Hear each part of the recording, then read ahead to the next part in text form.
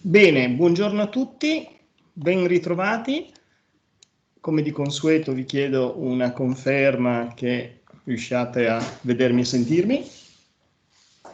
Sì, buongiorno. Buongiorno.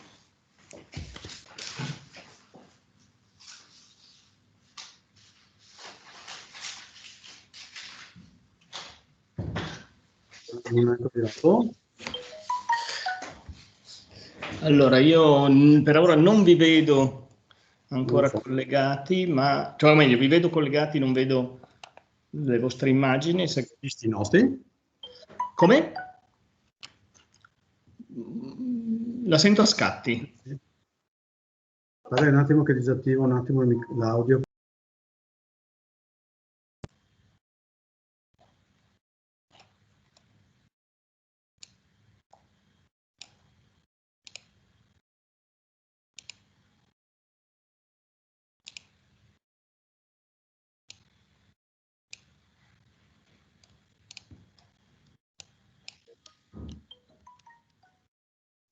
Bene, allora direi che funziona tutto.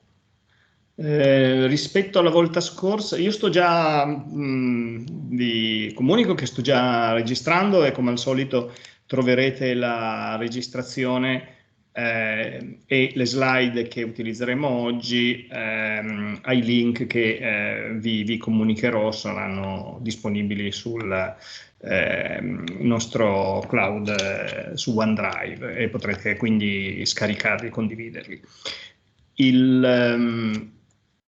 Nel frattempo, rispetto alla volta scorsa, vedo meno persone collegate, forse dobbiamo aspettare ancora qualche minuto. Io non ho l'elenco degli iscritti, quindi non saprei dire quando avremo tutti gli iscritti collegati. Forse potete aiutarmi voi? Allora, buongiorno, sono Serena. Sì, Buongiorno. gli iscritti, a dir la verità, sono 38, il primo incontro erano presenti 28, quindi questi sono i numeri. Chiaramente, sì, sappiamo che non c'è mai la puntualità, Certo. però io direi, come ha fatto l'altra volta, di aspettare qualche minuto, dopodiché Perfetto. gli altri si aggiungeranno in corso d'opera. Benissimo, naturalmente. Allora, nel frattempo raccomando naturalmente a tutti, se avete domande, di prepararle, anzi magari già sottometterle, se volete le potete scrivere sulla chat, se no me le fate a voce, relativamente a quanto abbiamo fatto finora, in modo che in apertura di questa seconda giornata chiariamo tutti gli eventuali dubbi, curiosità che potreste avere.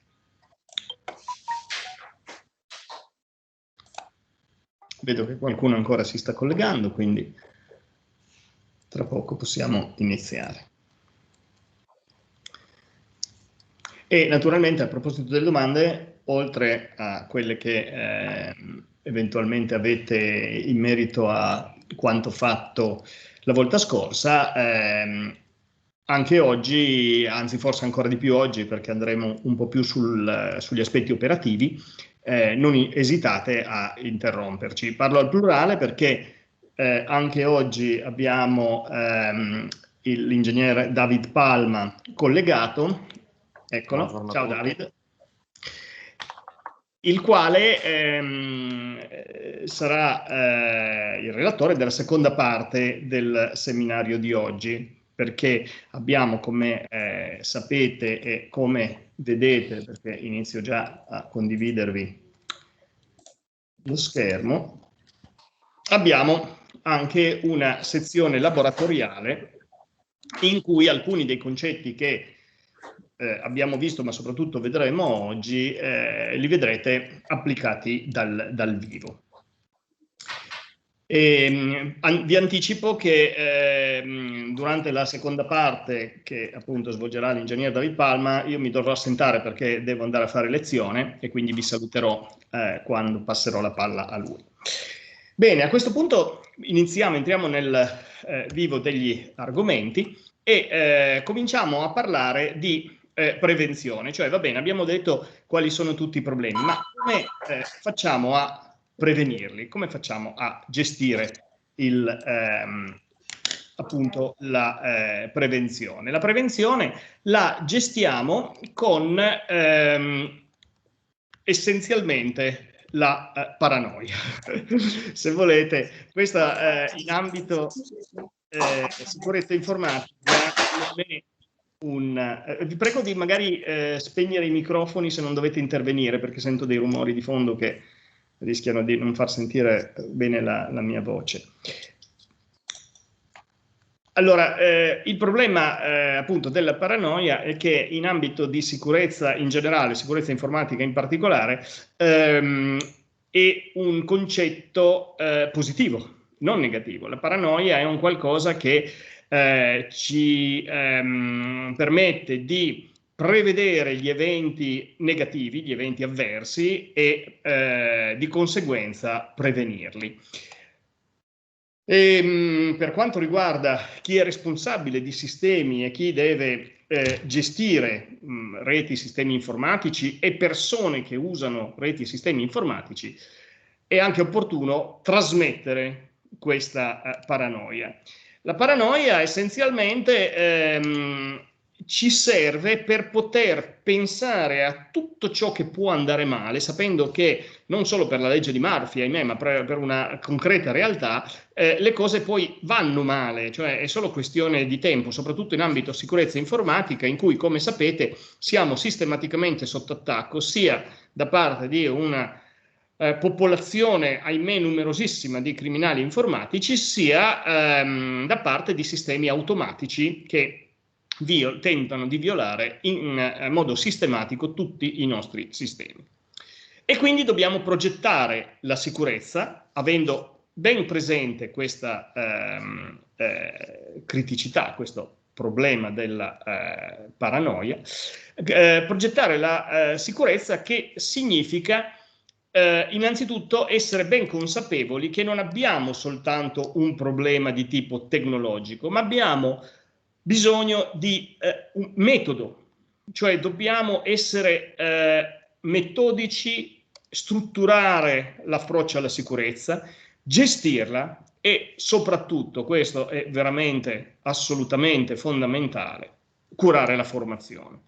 Abbiamo visto che il principale canale di attacco è la social engineering, e dalla social engineering ci si protegge solo ed esclusivamente con la consapevolezza. E la consapevolezza, che è conoscenza di cosa succede e di come ci si difende, la si trasmette solo con una intensa e continua attività di formazione. Dobbiamo essere consapevoli che siamo costretti a fidarci dei sistemi, ma siamo anche consapevoli del fatto che questi vengono progettati sempre peggio per ragioni commerciali e di complessità di cui abbiamo parlato la volta scorsa. Inoltre, per rendere semplice la vita agli utenti e ai gestori dei sistemi, molti servizi sono attivi per default, ma questi non sempre sono indispensabili e spesso sono veicoli di attacco. Primo fra tutti, per esempio, manutenzione remota di sistemi, collegamento, accesso da remoto di sistemi, che a volte è abilitato senza che noi lo sappiamo, perché è abilitato per default, ma magari non lo utilizziamo mai noi e magari invece lo utilizzano gli hacker. Ovviamente, da un punto di vista umano, il sistemista vorrebbe blindare tutto, ma lui ha la capacità tecnica di gestire una blindatura complessa. Deve rendersi conto, il gestore del sistema, che l'utente può non avere e tipicamente non ha queste capacità tecniche, quindi le precauzioni devono essere a portata di utente. Dall'altro lato, l'utente deve essere consapevole che i sistemisti hanno ragione, che è doveroso seguire le norme, seguire le indicazioni che vengono date. Cerco di darvi alcuni flash su quello che potrebbe fare, dovrebbe fare un gestore dei sistemi, che potreste essere voi. Allora, progettare la sicurezza chiaramente prevede mettere dei meccanismi, attivare dei meccanismi di prevenzione. Bisogna essere anche qui consapevoli che non sempre la sicurezza, soprattutto una sicurezza quasi assoluta, è percorribile, perché le cose che richiederebbe magari non sono fattibili, oppure sono fattibili ma troppo costose. Cioè è chiaro che un certo livello di sicurezza è adeguato solo se non mi costa di più dell'oggetto che sto proteggendo. Oppure può non essere sostenibile, perché magari dal punto di vista puramente tecnico non mi costa così tanto, ma rende il sistema così difficile da utilizzare, per cui poi le implicazioni sull'attività reale sono tali da indurre dei costi pazzeschi, oppure addirittura non rendere il sistema utilizzabile. E quindi cosa è necessario fare? Fare quello che prende il nome di pianificazione. La pianificazione significa: io valuto i rischi, cioè mi chiedo, ma a seconda di quello che può succedere, quanto mi costa in termini di tempo di recupero, danni economici, blocco del sistema e quindi dell'attività dell'ente, dell'azienda, eccetera, eccetera.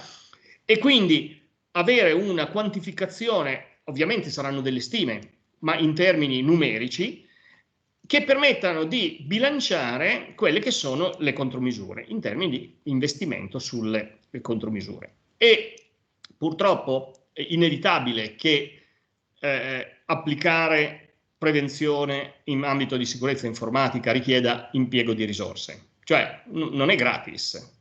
E questo purtroppo non è facile da spiegare, soprattutto a livelli manageriali, perché i livelli manageriali tipicamente chiedono: ok, abbiamo investito questo, quanto ci guadagniamo, quanto mi fa guadagnare questo investimento? Purtroppo la sicurezza non fa guadagnare nulla, diciamo che non fa perdere o riduce le perdite, che però ovviamente non sono una certezza, anche se gli eventi avversi, sì, se non si adottano politiche di sicurezza, sono quasi certi.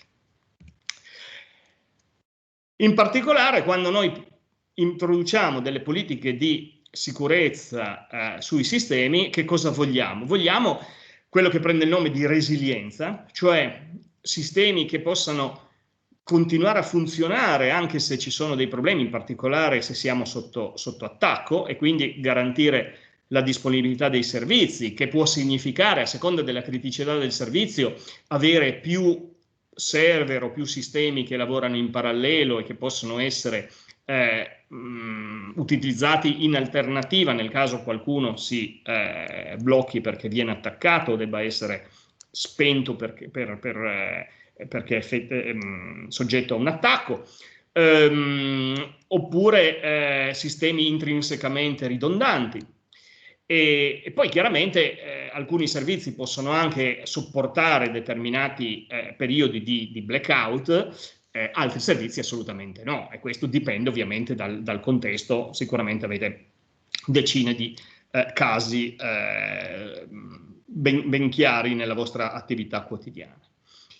E poi c'è un altro elemento che va progettato per prevedere, per inserire una pianificazione della sicurezza nei sistemi, che è il cosiddetto failover, cioè ok, quando un problema si verifica, per esempio un guasto, per esempio una perdita di dati, o un'azione automatica non necessariamente informatizzata e quindi che agisce in modo indipendente dall'essere umano, ma un'automatica nel senso che al limite con un intervento umano viene attivata, ma secondo procedure predefinite, già note, già testate, collaudate e funzionanti, in modo tale che il sistema, anche dopo un blackout, possa ripartire nei tempi più brevi possibili. Dal punto di vista della progettazione, esiste un altro concetto molto importante che è l'assurance. Cosa significa? Alla fine noi abbiamo bisogno di formalizzare la sicurezza, cioè tutte queste cose che vi sto dicendo, alla fine cosa devono diventare? Devono diventare dei documenti scritti, in cui scriviamo che cosa dobbiamo fare, che cosa vogliamo, quanto ci costa e quali sono le azioni. E questo è molto importante perché ci permette di valutare tutti gli elementi e nel tempo, ovviamente, questa operazione va continuamente rinnovata per migliorare, anche a seguito magari di eventi che non erano previsti, migliorare la politica di sicurezza e la possiamo applicare strutturando il lavoro prima definendo i requisiti. Poi per ottenere questi requisiti fare un progetto, applicarlo e poi periodicamente valutare, vedere come è andata, verificare se ci sono state azioni avverse oppure semplicemente quando ci sono azioni avverse ritornare su e dire beh, mi ero dimenticato questo requisito, andiamo avanti. E quindi ciclicamente operare questa operazione di continuo rinnovo della sicurezza. È anche possibile rivolgersi a enti di certificazione. Ci sono delle società che verificano la qualità o aiutano anche a sviluppare il progetto di sicurezza di un ente o di un'azienda. E questo, tra l'altro, può essere fatto anche utilizzando degli strumenti semi-automatici che collaudano i sistemi stessi dell'azienda, quella che prende il nome di penetration test, che sarà oggetto proprio del laboratorio che vedrete dopo. Una delle ragioni per cui è importante anche formalizzare le policy è che aiutano nella applicazione della protezione rispetto alla social engineering. Esempio, telefona un hacker a un impiegato, un gestore di un qualche sistema, dicendogli sono l'amministratore delegato, sono fuori sede, ho bisogno di un file che sta sul computer aziendale, non posso collegarmi e ho bisogno di un accesso urgente perché questo file mi serve per una riunione che ho tra 10 minuti. Facendo leva su questa urgenza, l'hacker che cosa fa? Cerca di farsi dare delle informazioni riservate dal sistemista per poter accedere all'azienda. Chiaramente un sistemista ben preparato sa che questa è un'operazione estremamente a rischio perché non può avere la certezza della identità di chi lo chiama. Possono esserci strategie per verificare l'identità, richiamo la persona a un numero noto o dei codici di identificazione e dei meccanismi di autenticazione delle persone anche utilizzando chiamate telefoniche. Però tutto questo deve essere formalizzato perché se l'hacker dice ho urgenza, non mi rompere le scatole, dammi l'account, dammi l'accesso, dammi la password, altrimenti ti licenzio, il sistemista o chi è stato chiamato deve essere in grado di dire no, la policy aziendale formalizzata che io ho sottoscritto mi impedisce di fare questo e se la violo vengo licenziato comunque e quindi il problema a quel punto non si pone, bisogna rispettare la policy aziendale, ma questa deve essere formalizzata e ovviamente anche resa nota.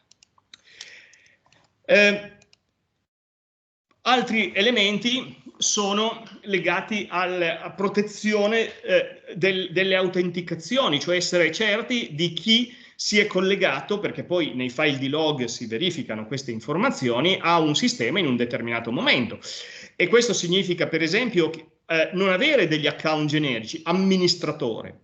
L'utente amministratore, soprattutto se distribuito tra più amministratori persone, non ci permette di risalire a chi era collegato in un certo momento al sistema. Quindi devono esserci tanti account personali che identifichino la singola persona che possono avere i privilegi di amministratore.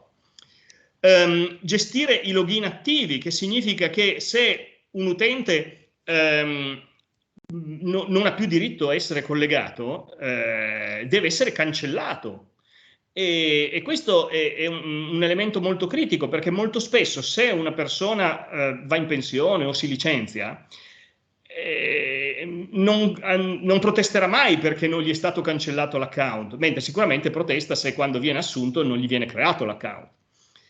Però bisogna tenere traccia, quindi serve anche un aspetto organizzativo di collegamento fra l'ufficio personale e il sistema informativo, che dica: guarda, questa persona se n'è andata, non deve più poter collegarsi ai nostri sistemi. Se poi è stata licenziata, la cosa diventa drammatica, perché potrebbe utilizzare l'accesso per vendicarsi dell'azienda o dell'ente. Password. Le password non devono essere banali, perché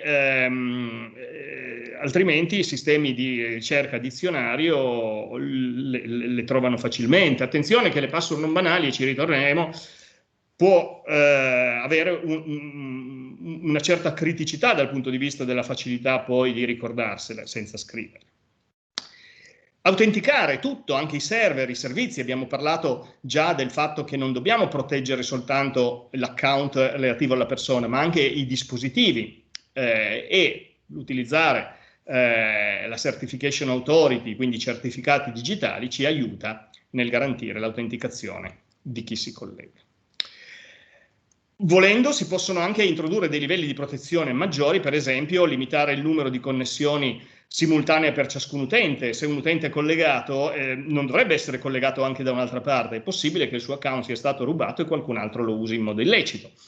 Rilevare i login falliti, perché significa che ci sono dei tentativi di accesso, probabilmente ci sono dei tentativi di accesso illegale.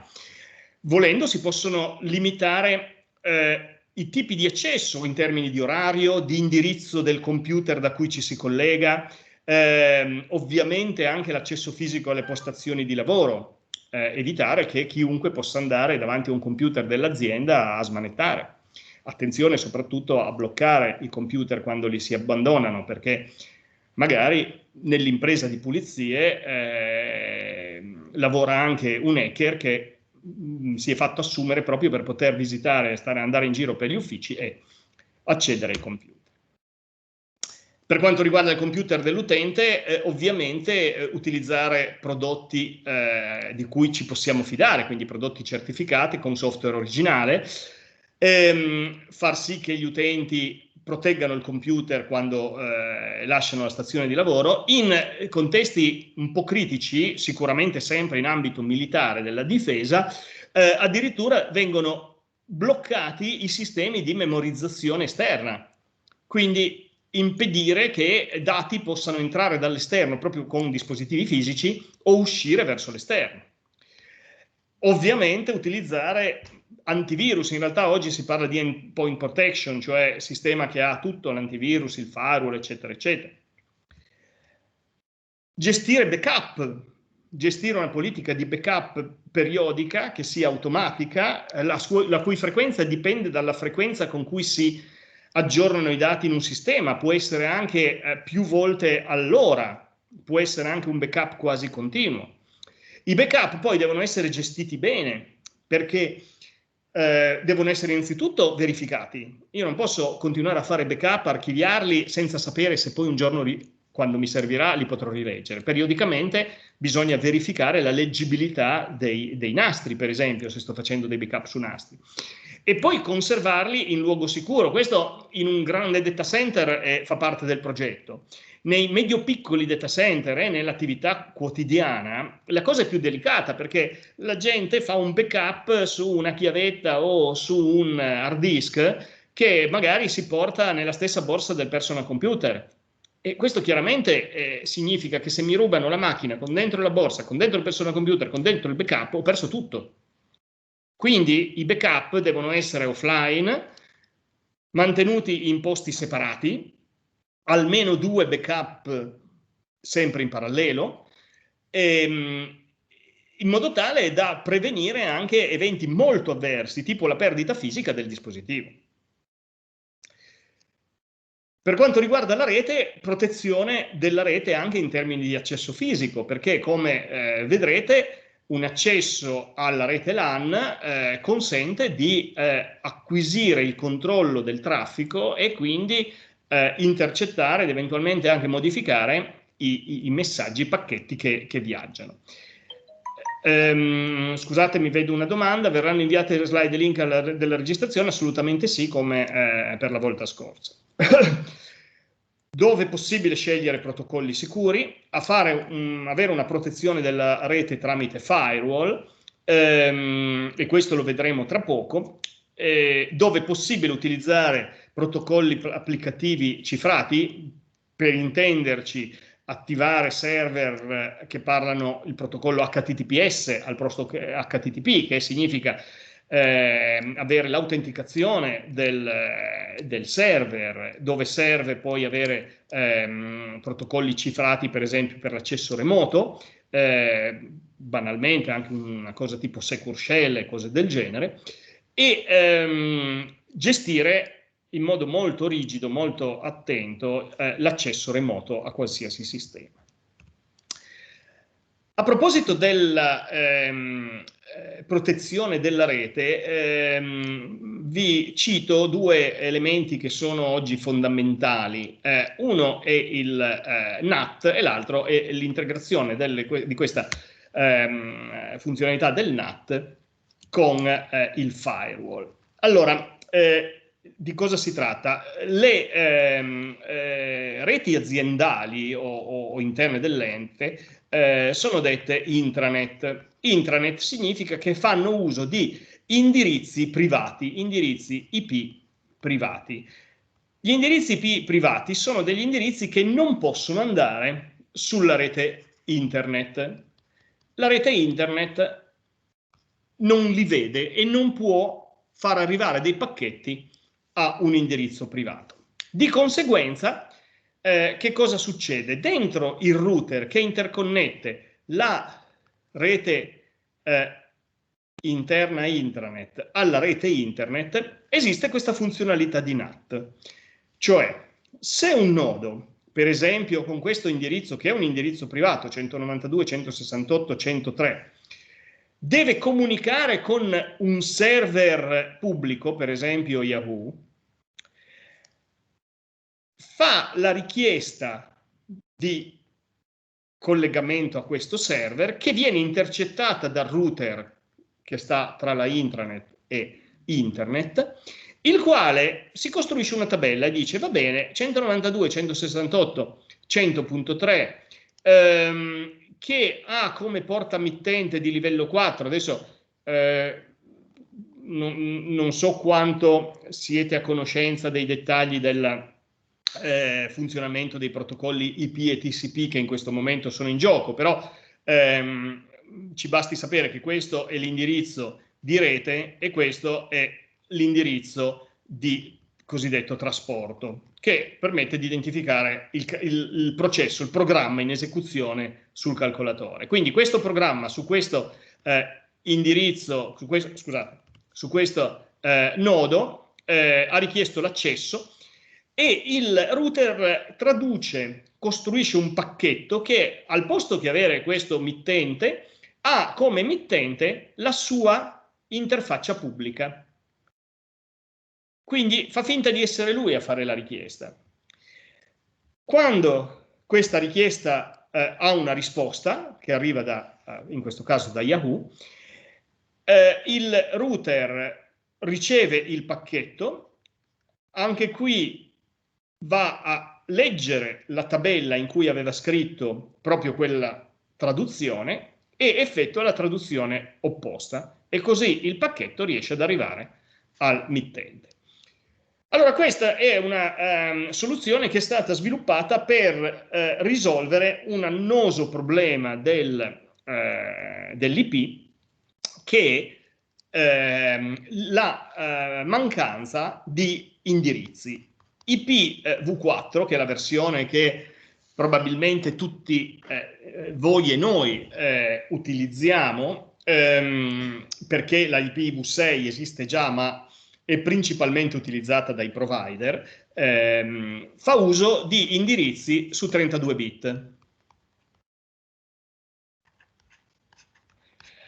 Di cui, anche se 2 alla 32 fa 4 miliardi di indirizzi, in realtà una buona parte di questi indirizzi non sono utilizzabili, un po' per degli sfridi, cioè blocchi di indirizzi di cui non riesco a utilizzare la totalità, sia per indirizzi riservati, e col crescere della dimensione proprio di internet, questi indirizzi, gli indirizzi disponibili si sono esauriti.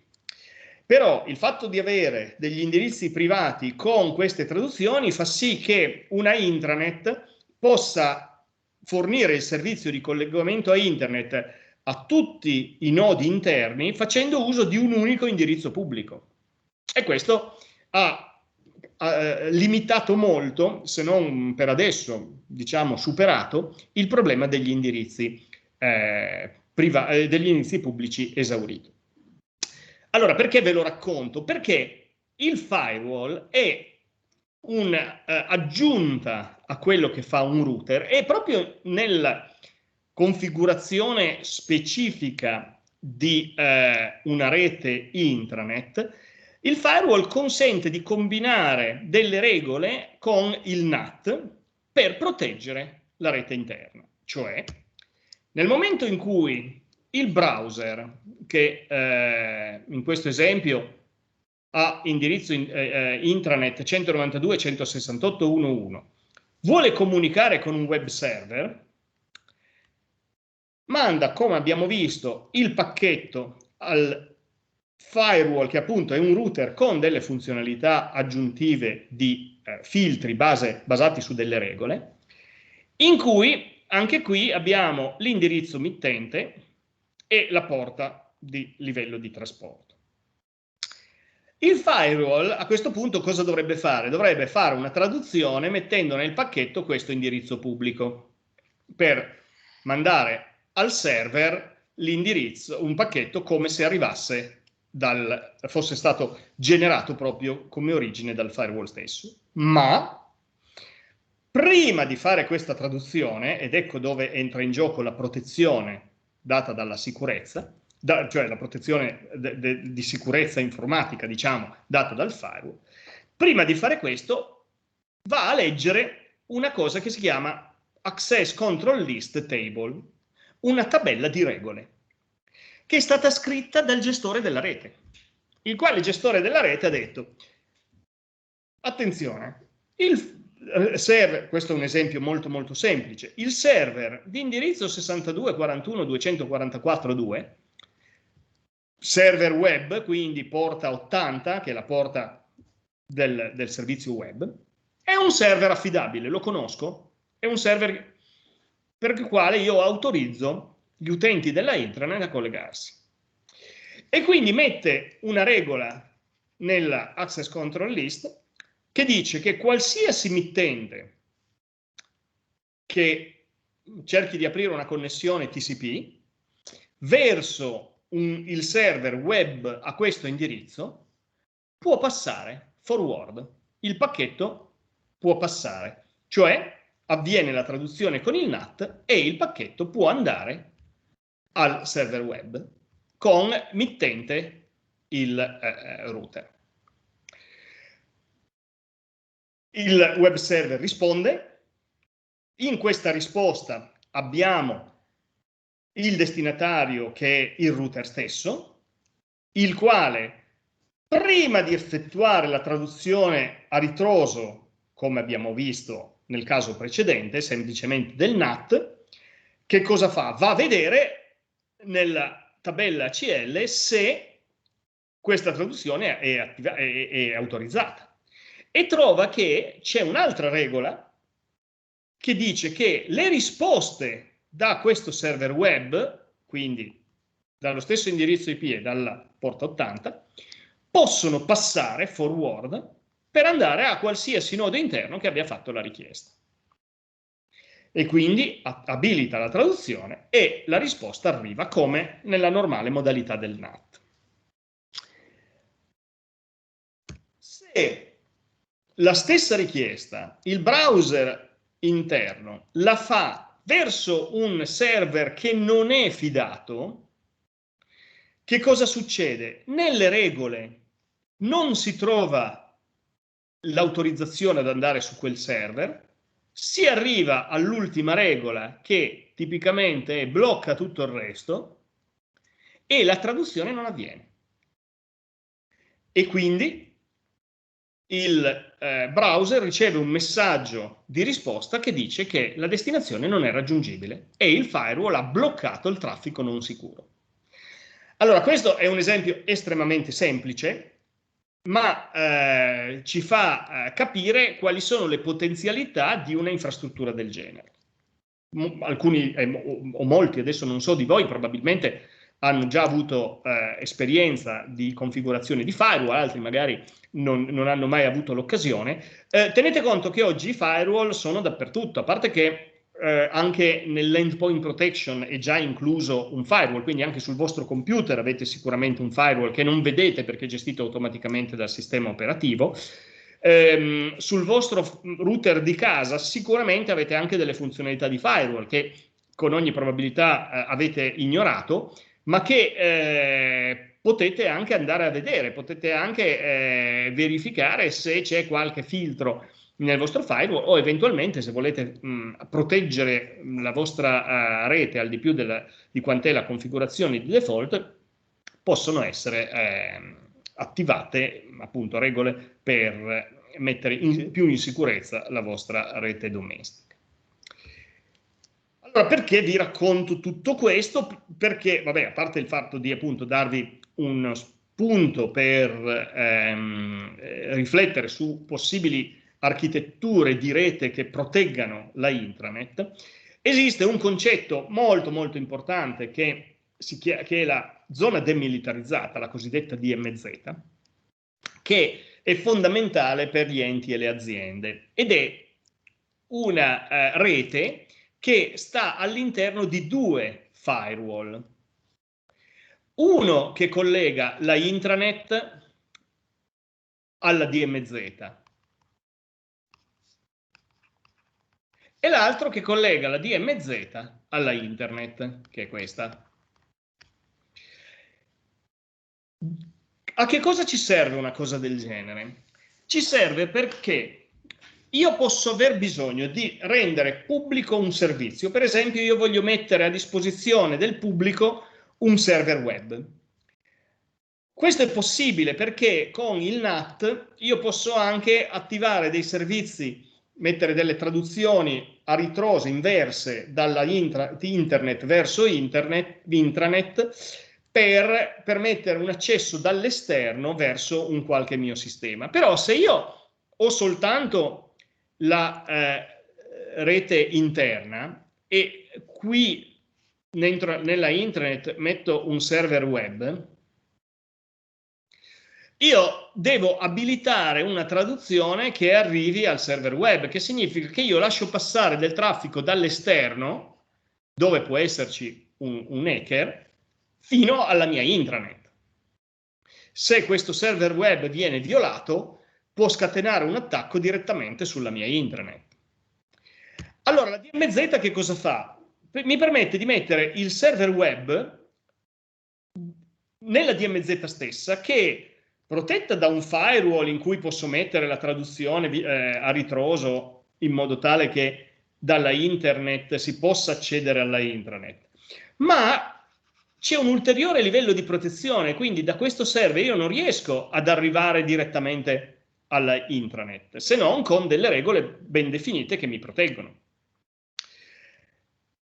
Inoltre, qui posso mettere dei proxy, cioè quelli che prendono nome anche di application gateway, cioè delle macchine che fanno più o meno quello che avete come concetto che abbiamo visto col NAT, cioè la richiesta arriva al proxy e poi al router e poi il NAT cambia l'indirizzo e fa vedere come la richiesta come se fosse come se arrivasse da lui. Ma in realtà questo lo fanno non a livello di indirizzi, ma lo fanno proprio a livello di richiesta intera. Cioè, praticamente, se io ho un proxy per il web, quando un client fa la richiesta va al proxy, il proxy fa la richiesta su internet e quando, però, per fare questa richiesta, prima di fare questa richiesta, l'analizza, va a vedere una blacklist di siti non sicuri, va a verificare che l'utente che sta facendo la richiesta sia un utente autorizzato, che sia in orario di lavoro, cioè si possono mettere delle regole estremamente sofisticate. E di nuovo questo avviene, tutta questa operazione avviene all'interno della DMZ, che ha un livello di protezione ulteriore verso la intranet. Questa architettura è un'architettura molto importante che va applicata in tutte le reti aziendali e in tutti i sistemi un minimo complessi. Molto spesso anche piccoli router, anche domestici, hanno la possibilità di configurazione con una DMZ. Per quanto riguarda il lato utente, qui abbiamo un primo banale problema, che è quello del buonsenso, il buonsenso che c'è sempre di meno. La social engineering si basa tantissimo su ciò che si trova nei social. Social engineering non nasce dal concetto di social network, però c'è un forte legame, perché molto spesso le informazioni che ci sono sui social vengono utilizzate per sferrare attacchi di tipo di sicurezza informatica. Una volta, all'inizio dei social, cosa succedeva? Alcuni account, alcuni servizi vi permettevano di avere le domande segrete per recuperare la password, ok? Questo succedeva anche con Google. Ti sei dimenticato la password, rispondi alla domanda segreta. E la gente cosa metteva come domanda segreta? Qual è il nome del tuo animale domestico preferito? Micio Micio.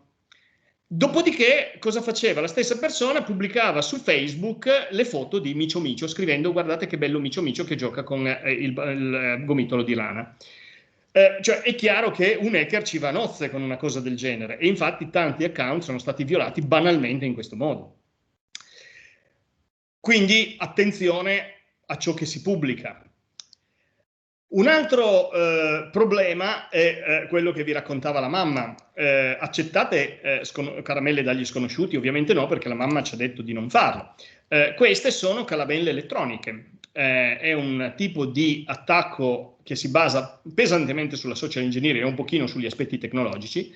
State organizzando un convegno, ricevete una scatola da un'azienda che si presenta come interessata al tema del convegno, e siccome opera nel settore vi chiede di mettere a disposizione dei partecipanti questo omaggio, un gadget, una chiavetta USB da 4 GB o 16 GB, quello che sarà, che contiene il suo catalogo e il logo pubblicitario, no? E ovviamente è un qualcosa di gratuito, vi chiedono soltanto di mettere il contenitore, che magari è anche bellino dal punto di vista estetico, dove passano i partecipanti, che possono prendersi in modo totalmente autonomo queste chiavette USB. Ovviamente gratis, se le prendono tutti, ma altrettanto ovviamente queste chiavette contengono del malware. La cosa è totalmente sicura, nel senso che l'azienda può essere inesistente, il mittente può essere ovviamente anonimo, e a questo punto, se anche soltanto qualche computer su magari 1000 o 2000 attaccati non aveva una protezione, non ha una protezione antivirus sufficiente, siete riusciti a entrare in alcuni computer con un costo molto basso, perché ormai le chiavette si producono veramente a costi bassissimi. Quindi di nuovo entra in gioco il discorso della malavita organizzata, della criminalità che investe dei soldi per attacchi di tipo informatico. Attenzione poi ai file che contengono malware. Ci sono migliaia, forse milioni, anzi sicuramente milioni di programmi che contengono malware. I principali, quelli che sono più presenti, più evidenti, e anche per i quali è più, diciamo,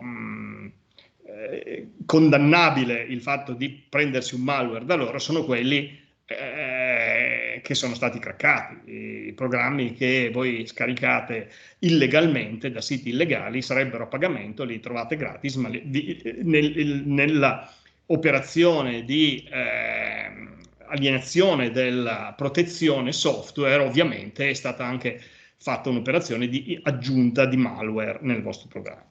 Quindi, oltre agli aspetti etici e giuridici dell'utilizzare software illegale, c'è un aspetto molto pratico di apertura a vulnerabilità dei vostri sistemi. Tuttavia, come abbiamo già detto, c'è anche il problema delle app che contengono malware o semplicemente che richiedono autorizzazioni eccessive verso i dati e le attività del nostro smartphone, che vengono scaricate dagli store e utilizzate con tanta leggerezza. E questo succede soprattutto quando c'è una commistione non solo tra attività professionale e privata dell'utente del cellulare, ma quando questo coinvolge anche, per esempio, i figli.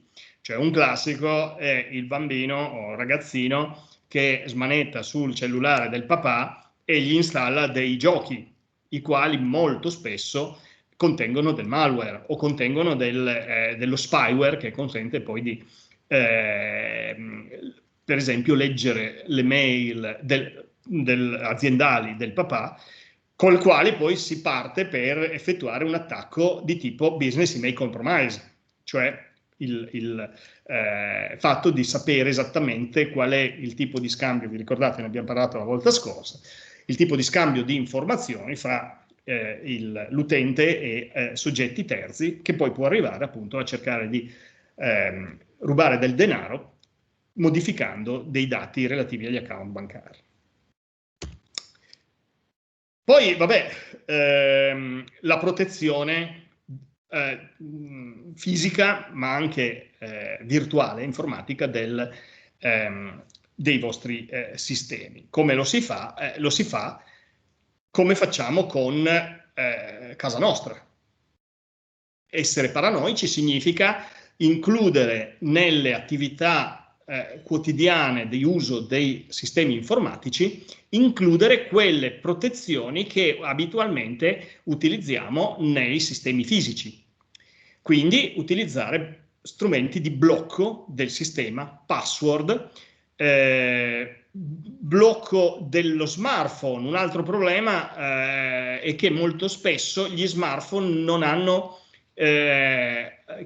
chiavi di blocco, PIN, impronta digitale e cose del genere, o magari li hanno banali, 0000, perché così me lo ricordo facilmente. Attenzione, perché se lo smarrite, quello diventa un veicolo devastante per quanto riguarda gli attacchi.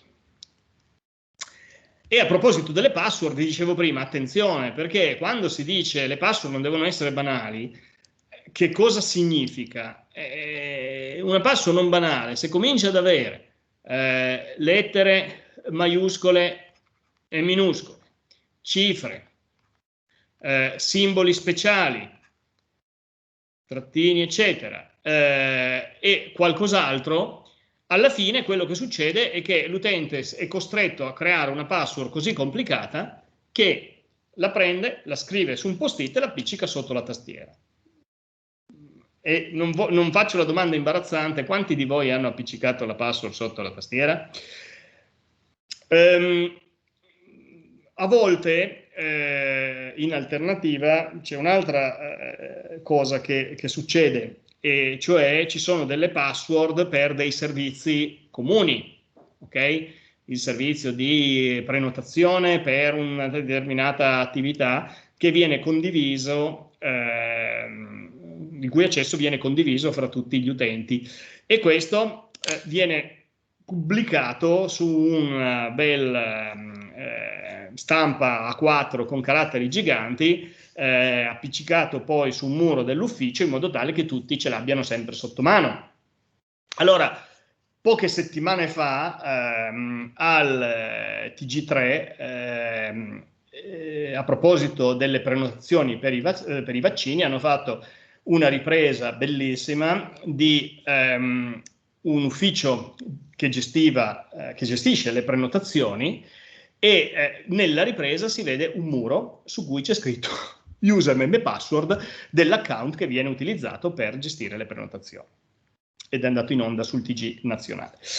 Ecco, quindi attenzione, qual è una strategia per password che non siano banali? E questo lo dico agli utenti quando le devono scegliere, ma soprattutto ai sistemisti quando le devono imporre. Una password non banali che siano facili da ricordare, ma difficili da trovare in modo automatico, per esempio con dizionari. Piccole frasi, magari con errori di ortografia.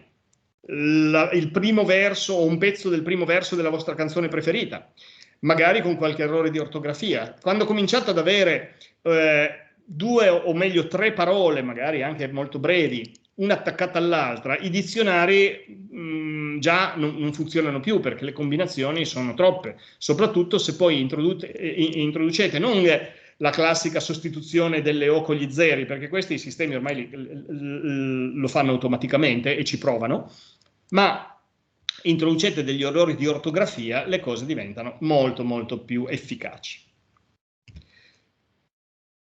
Poi un'altra cosa che riguarda la protezione è l'uso di un account non privilegiato. Se noi utilizziamo l'account amministratore, questo soprattutto per i personal computer, per lavorare normalmente, nel momento in cui un malware ci colpisce l'intero sistema, e praticamente dobbiamo reinstallare completamente il sistema da zero, perché non ne riusciamo a tornare indietro.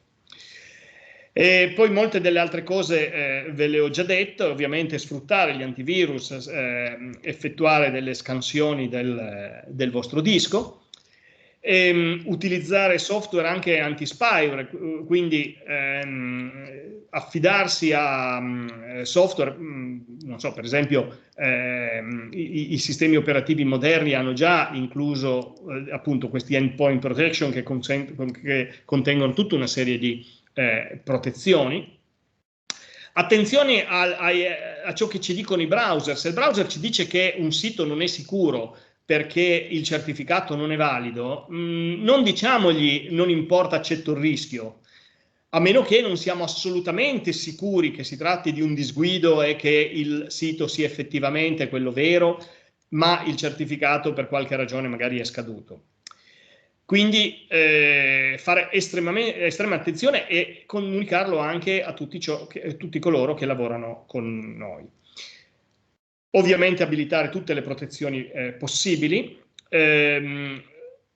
possibilmente chiudere gli accessi remoti o proteggerli con password forti e crittografia.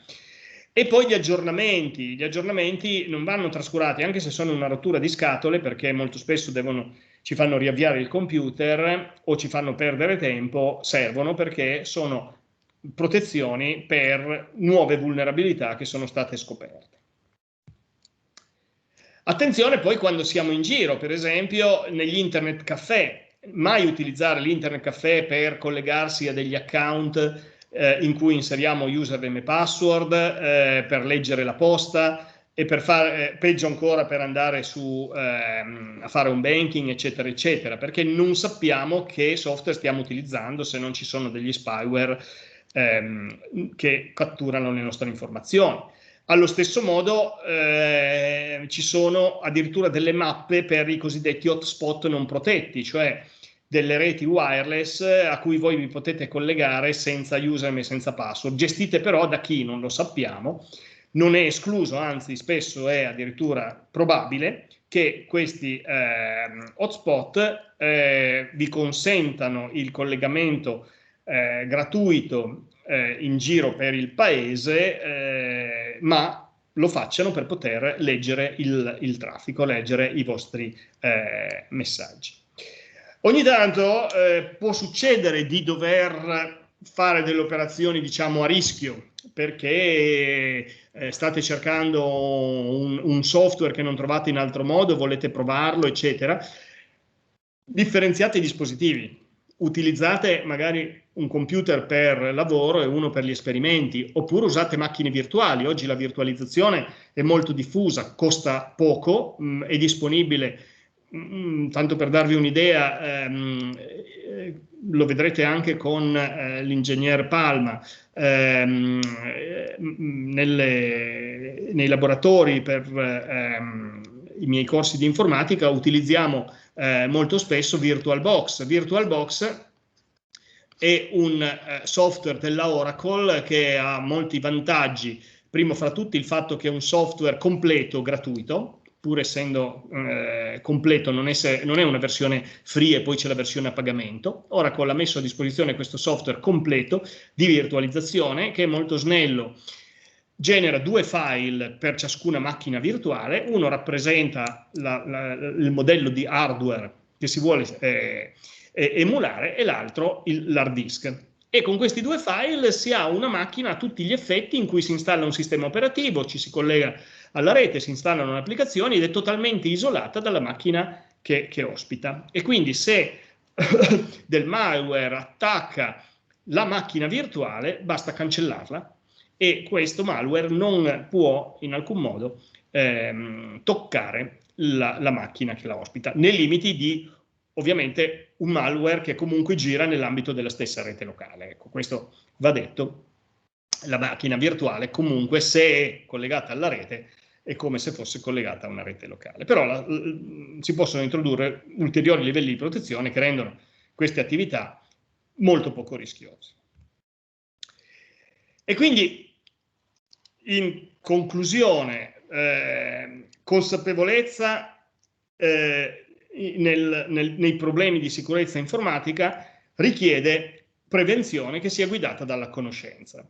E quindi non si può, oggi si usano degli strumenti che possono essere pericolosi per noi, per le nostre attività, ma anche per gli altri, perché siamo immersi in una rete in cui tutti siamo collegati e quindi non abbiamo il diritto di ignorare il problema della sicurezza informatica, sottovalutarlo e attuare comportamenti che possono essere a rischio per noi e per gli altri. Bisogna essere consapevoli che non tutto è possibile, fattibile e facile, quindi richiede sforzo, richiede risorse, e poi ci sono norme, leggi e regolamenti che sono stati studiati e sviluppati per prevenire i problemi. E quindi, nonostante in Italia siamo un po' allergici al rispettare leggi e regolamenti, invece vanno rispettati.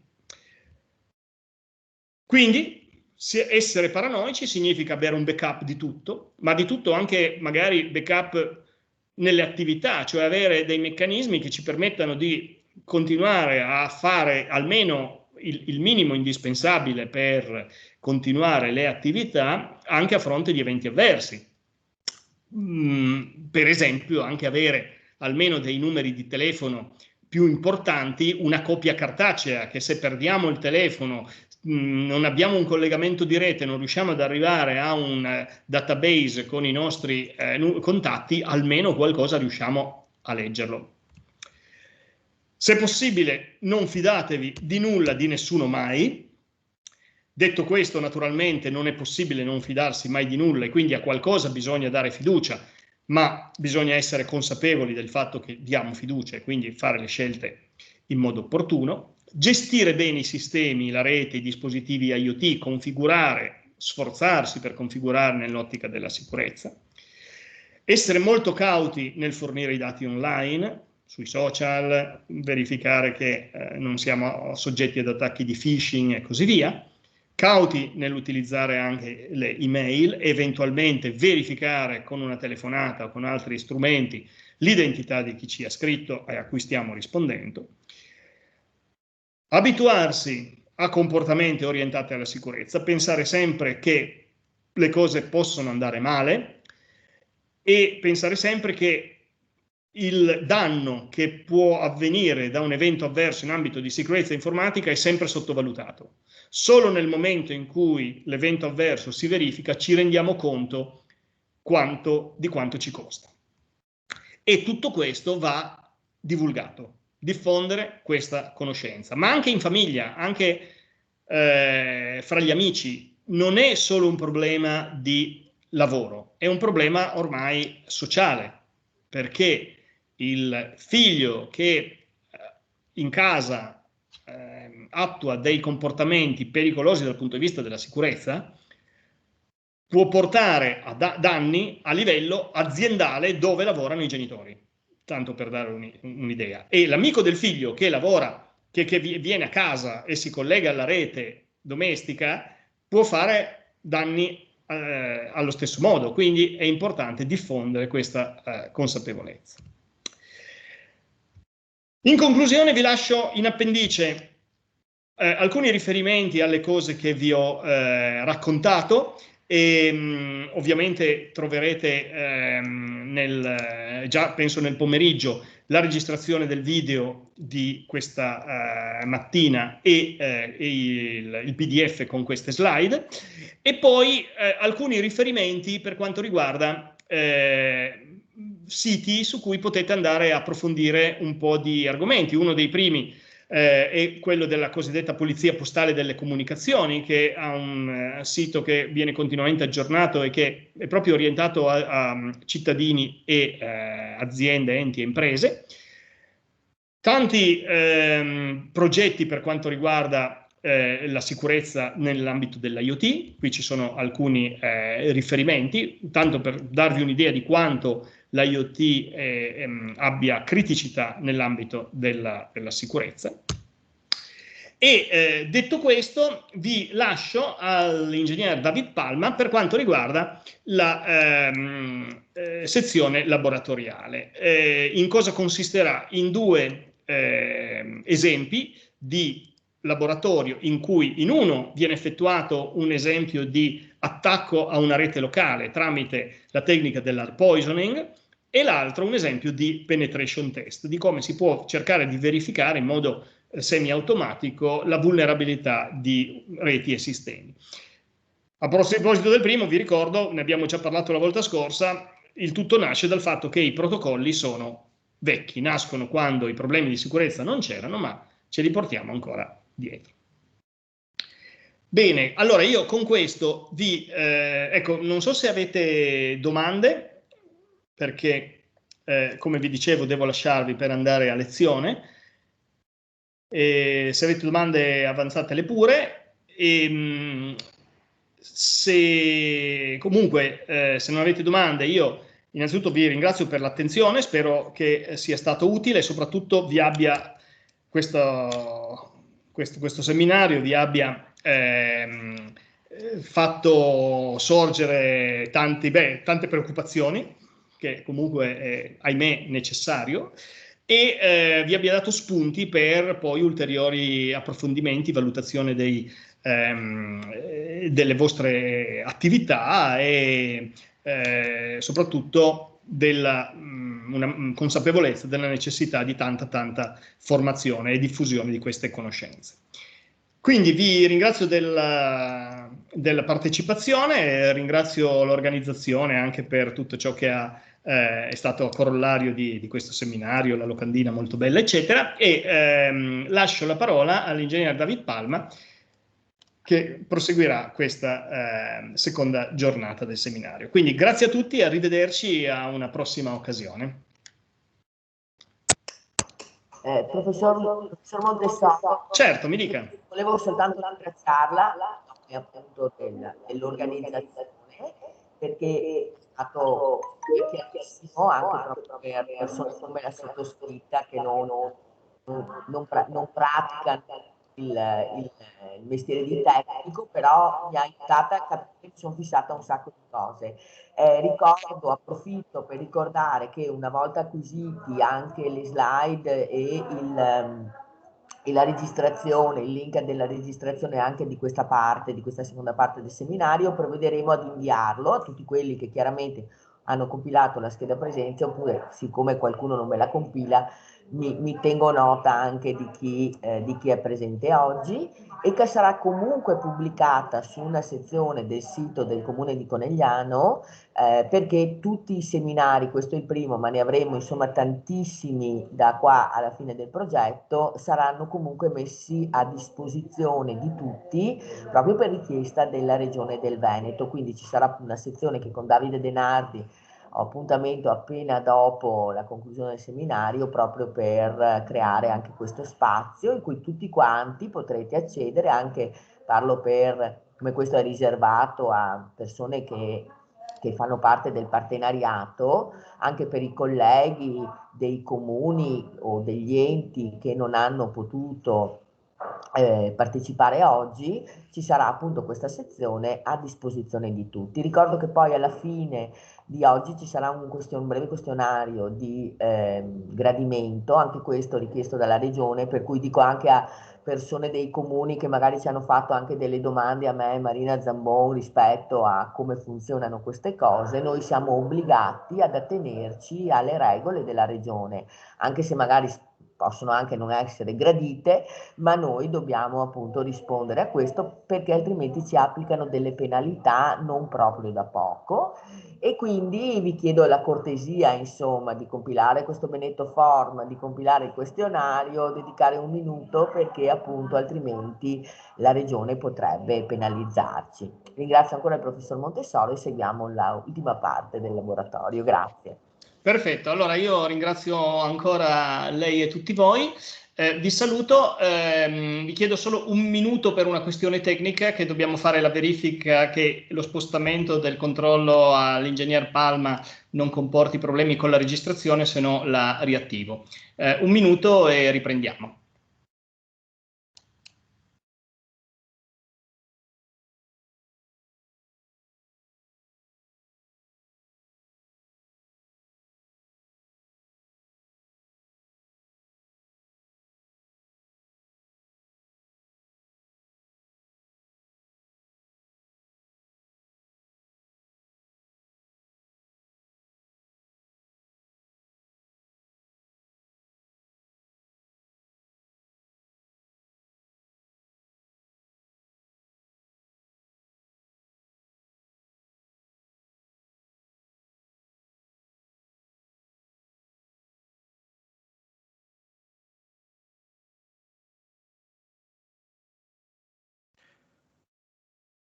Bene, mi sentite, mi vedete? Credo di sì.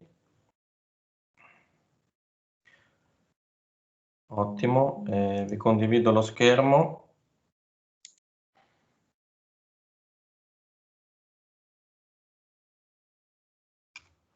Allora, prima di cimentarci nella parte prettamente operativa e pratica di questa seconda parte del seminario, facciamo una breve introduzione su quello che è le limitazioni nell'utilizzo delle reti locali e diamo un po' qualche cenno teorico per capire meglio poi come vengono sviluppati questi attacchi tramite la dimostrazione che seguirà dopo. Quindi partirei subito con un'affermazione abbastanza forte, che è quella che abbiamo anche già ribadito più volte nel scorso seminario e anche nell'ora precedente, e cioè che i protocolli alla base delle reti LAN sono insicuri. Questo perché? Perché Internet sostanzialmente nasce a partire da ARPANET, ma questo ARPANET diciamo, è stato realizzato in un'epoca storica in cui sostanzialmente la possibilità di scambiare dei dati era più importante della sicurezza dei dati stessi. In particolare Internet, ma anche le Wide Area Network si basano su una suite di protocolli chiamata TCP/IP, la quale è intrinsecamente insicura.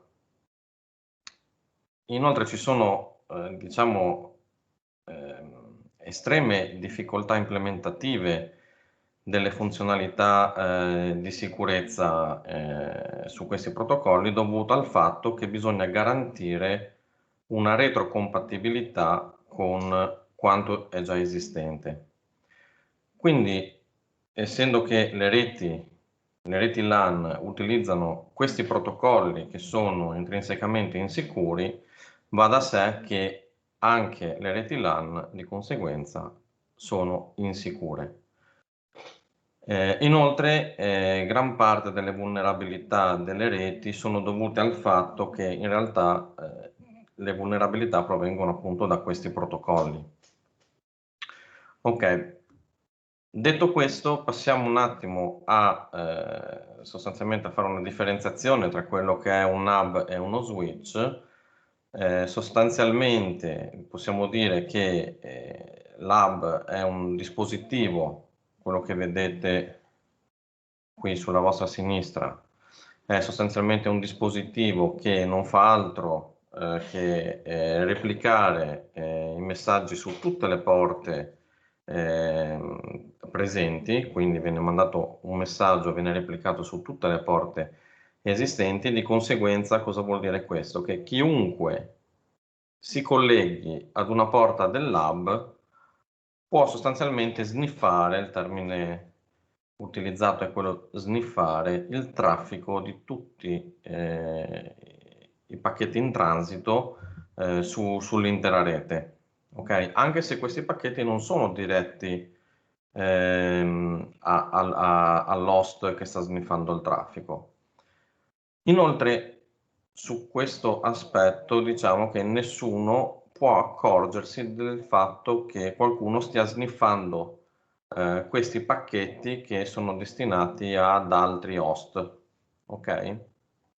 Quindi sostanzialmente qua abbiamo un host che invia un messaggio, questo messaggio viene replicato su tutte le porte e un eventuale malintenzionato, attaccante o hacker può sniffare il traffico senza che nessuno se ne accorga.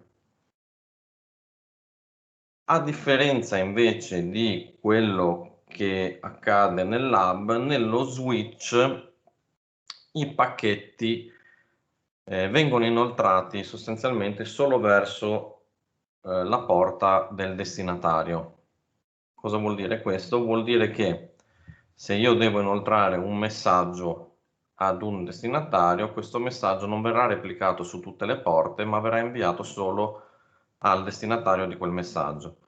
Quindi diciamo lo sniffing come avveniva utilizzando un hub, in questo caso non può avvenire. Queste reti switchate diciamo è comunemente e erroneamente attribuito una sicurezza intrinseca. In realtà questo non è vero, perché anche gli switch sono molto vulnerabili. Ok? In particolare noi vedremo un protocollo di rete che viene utilizzato, si chiama ARP, e analizzeremo un attimino quello che è l'utilizzo di questo ARP e come si possono sfruttare le vulnerabilità di questo protocollo per poter, diciamo, sferrare determinati attacchi che vedremo in seguito. Ok, cos'è il protocollo ARP? Sostanzialmente il protocollo ARP si occupa, diciamo, di tradurre un indirizzo IP, che è un indirizzo logico, del destinatario in indirizzo MAC, un indirizzo fisico. Più formalmente diciamo che si può dire che questo ARP è un protocollo di servizio utilizzato in generale in una rete di calcolatori che sostanzialmente utilizza il protocollo IP sopra una rete di livello data link detta, no? Quindi siamo a livello 2 della pila ISO-OSI, che supporti comunque il servizio di broadcast. Adesso vediamo bene cosa vuol dire questa roba qui. Diciamo che per inviare un pacchetto IP da un calcolatore della stessa sottorete, quindi come in questo caso, a una determinata destinazione, è necessario incapsulare questo pacchetto IP in un pacchetto di livello data link. Ok? Quindi sostanzialmente abbiamo questo incapsulamento dell'IP nel livello data link. Bene. Cosa fa sostanzialmente questo protocollo di ARP? Mi aiuta a fare questa traduzione da un indirizzo all'altro. Come funziona? Adesso vedremo un attimino come funziona questo protocollo di rete nella situazione cosiddetta, diciamo, normale, quindi come dovrebbe funzionare e come invece poi possono essere sfruttate delle vulnerabilità di questo protocollo per sferrare un attacco chiamato ARP poisoning, cioè avvelenamento della tabella ARP in realtà. Ok. Bene, detto questo, se io volessi comunicare con un host, come in questo caso, qui c'è Alice o Alice in italiano, Bob e qua c'è un attaccante. Questi sono i relativi indirizzi IP, mentre quelli sotto sono i relativi indirizzi MAC. L'indirizzo MAC è sostanzialmente una serie di 12 simboli esadecimali oppure 6 otteti che rappresentano un indirizzo fisico formato da 48 bit. Non entriamo più nel dettaglio, ma sappiate comunque che questo qui è l'indirizzo fisico della scheda di rete dei nostri host. Bene, quando Alice vuole effettuare una richiesta, scusate, vuole inviare un messaggio a, per esempio, Bob, cosa succede con questo protocollo di ARP? Io non conosco l'indirizzo MAC di Bob, di conseguenza cosa succede? Faccio una request, cioè faccio una richiesta in broadcast, cioè la invio a tutta quanta la rete dicendo chi è questo IP 192.168.1.2. Ebbene, mi risponderà Bob dicendomi sono io e il mio indirizzo MAC è proprio questo, bb. Ok. Questo messaggio viene mandato, questa ARP reply viene inviata in singlecast, quindi viene inviata direttamente solo ad Alice, non viene inviata in broadcast. Molto bene, a questo punto cosa possiamo fare? Cosa può fare Alice? Beh, a questo punto Alice può inviare il messaggio in singlecast, quindi con un unico destinatario, a Bob. Bene, questo è, diciamo, un esempio di come funziona questo protocollo di rete in un comportamento normale, diciamo, ok? Cosa può succedere però? Qual è la vulnerabilità di questo protocollo, diciamo? Bene, questo protocollo ha una vulnerabilità che andiamo a vedere ed è soggetta al seguente attacco chiamato ARP poisoning. Io cosa faccio? Io che sono l'attaccante, invio una ARP reply, quindi invio una risposta in singlecast verso Alice senza che questa abbia fatto una richiesta. Quindi mentre prima abbiamo visto che all'inizio Alice ha fatto una richiesta, ha fatto un ARP request per sapere chi è questo IP qua e Bob ha risposto guarda che quell'IP sono io, adesso noi non aspettiamo alcuna richiesta e mandiamo direttamente una risposta in singlecast ad Alice con su scritto guarda che il 192.168.1.2 che in realtà è Bob, diciamo guarda che questo indirizzo P in realtà sono io e il mio indirizzo MAC è questo. Bene.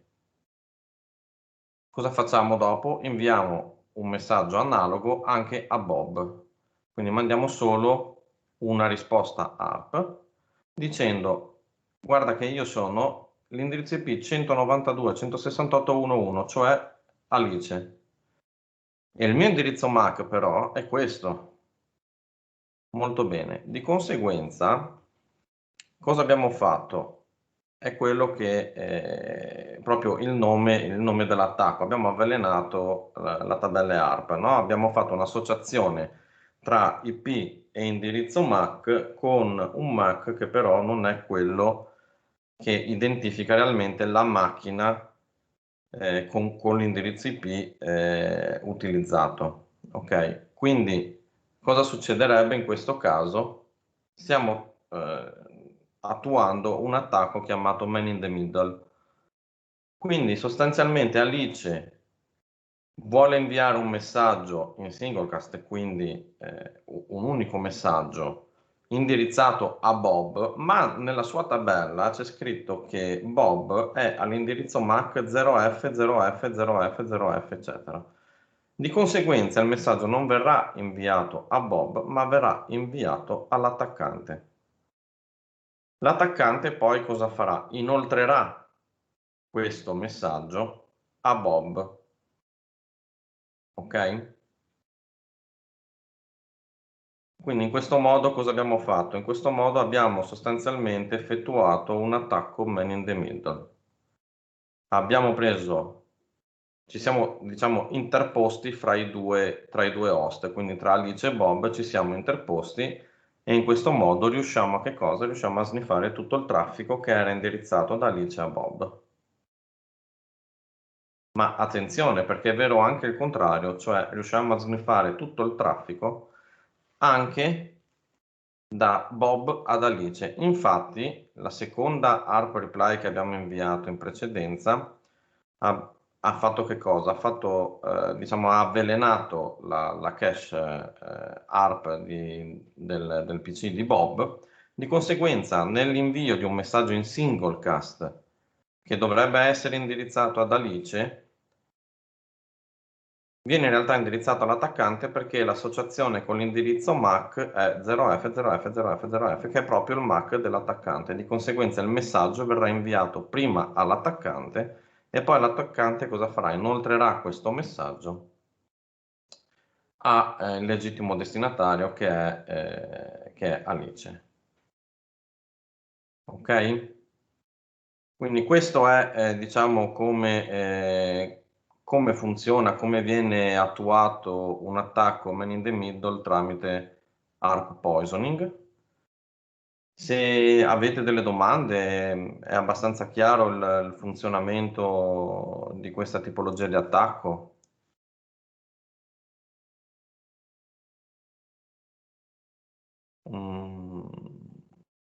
Un qualche feedback su quanto ho fatto fino adesso? È troppo tecnico, troppo poco tecnico?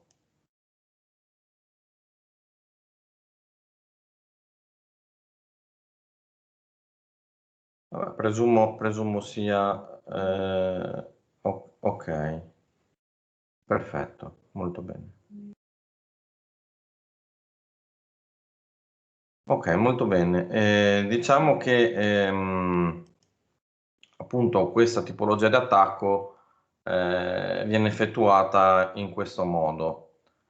Abbiamo anche sostanzialmente due differenti, diciamo, tipologie di attacco che sono le tipologie di attacco passivo e attivo, cioè in un attacco di tipo passivo andremo a effettuare un hard poisoning più uno sniffing dei pacchetti, mentre in un attacco di tipo attivo, vedete, andremo a fare un hard poisoning più uno sniffing più altre cose. Queste altre cose potrebbero essere per esempio la manomissione di alcuni pacchetti che in generale per traffico diciamo UDP è sostanzialmente semplice da effettuare.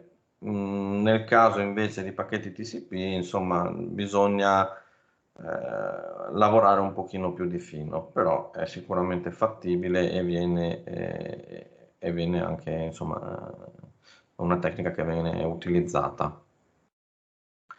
Ok, vediamo se ok, molto bene.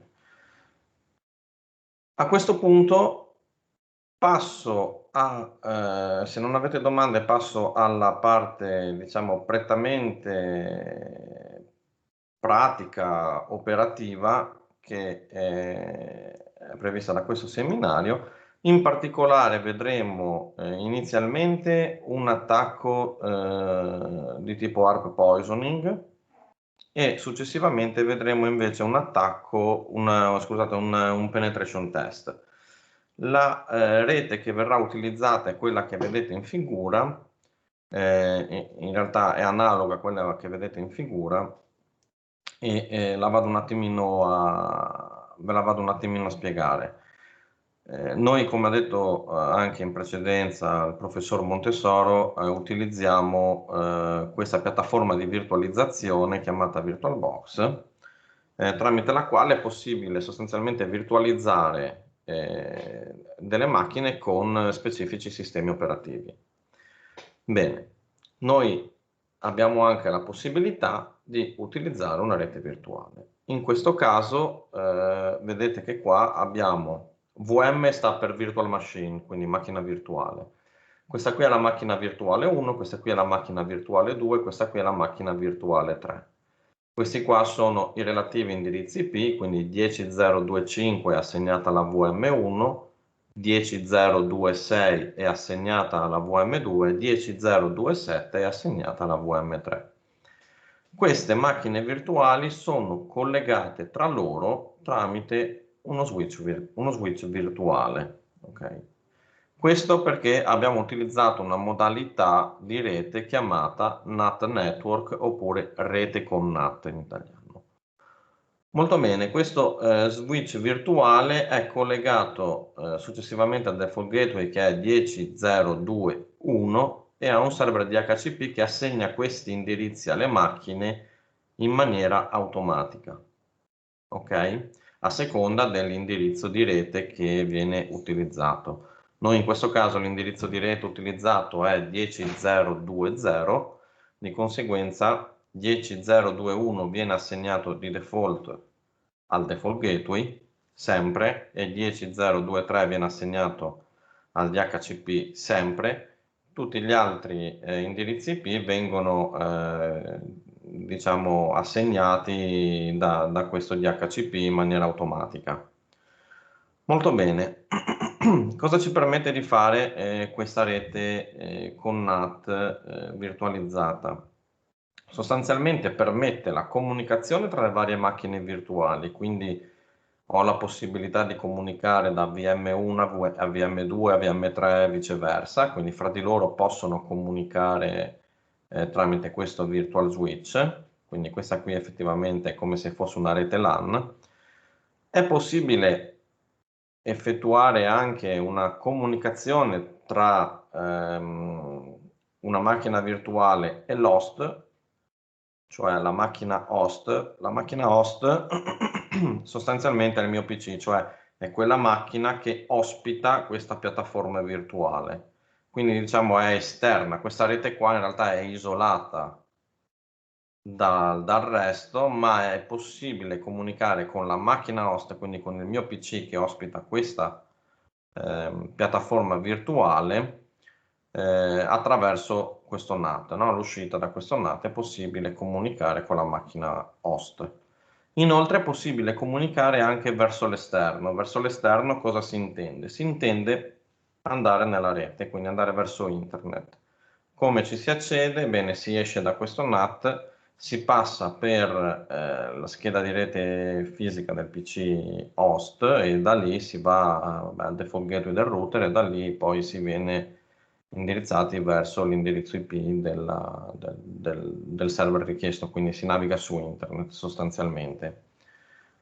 Inoltre una piccola nota, è possibile accedere alle macchine virtuali dall'esterno se con un'accortezza bisogna abilitare il port forwarding sul NAT della macchina virtuale. Quindi cosa vuol dire? Scusate, della piattaforma virtuale.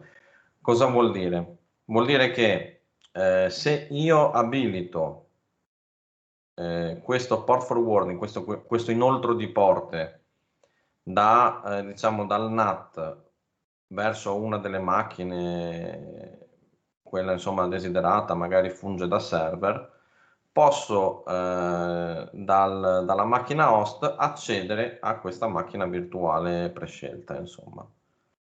Ok. Noi utilizzeremo questa tipologia di rete per diciamo simulare una situazione insomma, una situazione che è usuale, nel senso che stiamo utilizzando una LAN e avremo nel primo attacco che verrà sferrato, avremo a disposizione due macchine, quindi per esempio la VM1 e la VM2.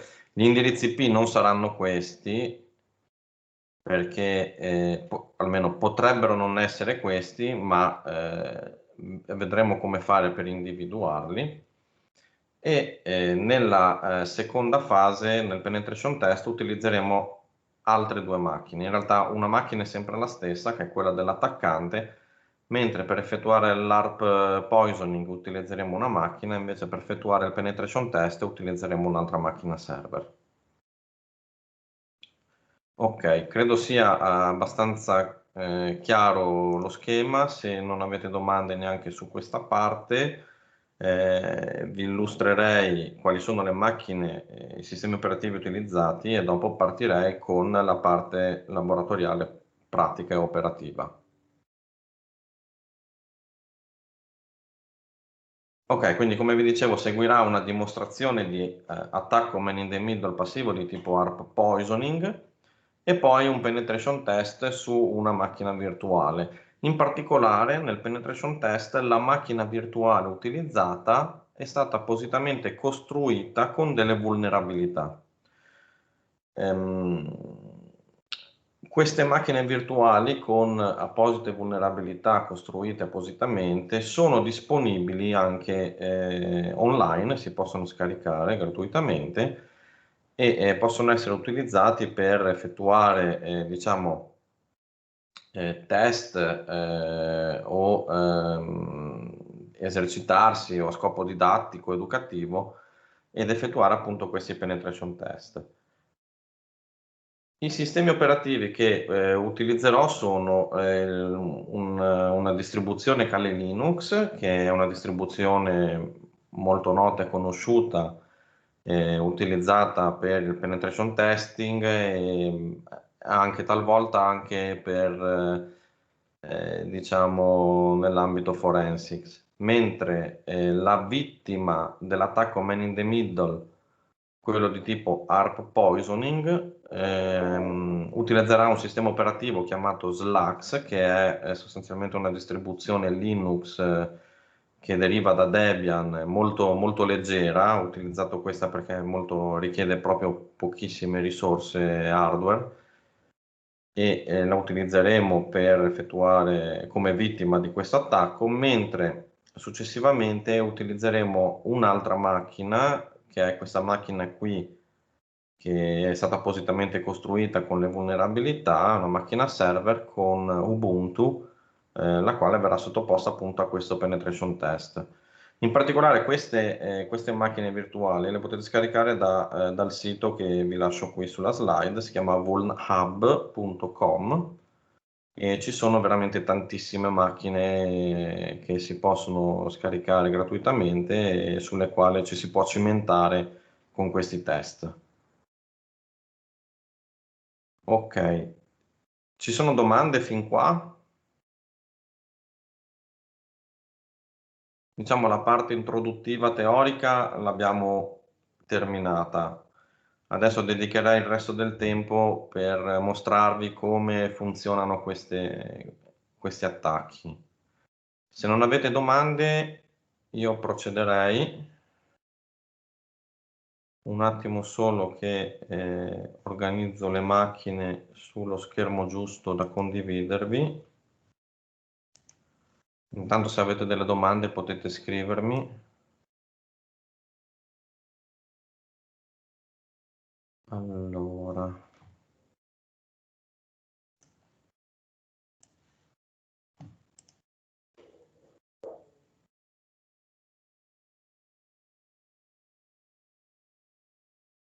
Eccoci qua. Molto bene.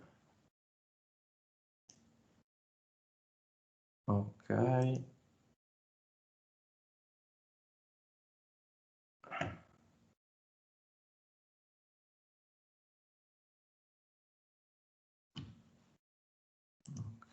Un attimo solo che avvio le macchine. Eccoci qua. Allora, vi condivido lo schermo nuovamente. Schermo 3.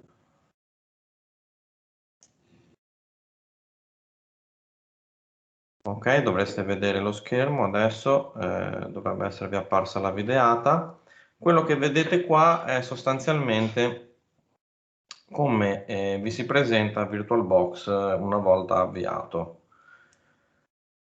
Quelle che vedete qua sul pannello di sinistra sono le macchine virtuali che sono installate nel mio sistema. In realtà queste sono utilizzate per altre cose. Quelle che vedremo noi sono queste tre qua. In particolare abbiamo una Kali Linux. Questa Hacking OS è una macchina che verrà utilizzata per il penetration test e questa invece è la macchina utilizzata come vittima dell'attacco di ARP poisoning.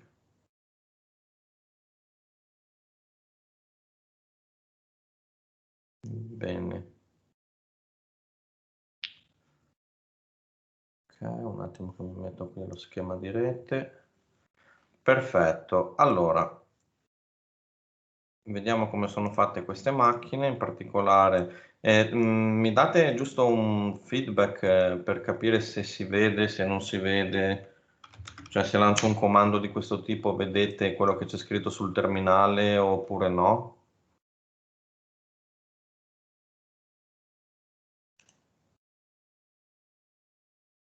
Si vede bene, piccolino, ok, piccolino.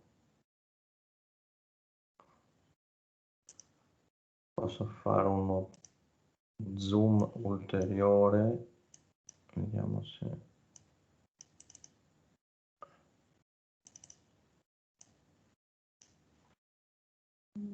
Ok, molto meglio, molto bene.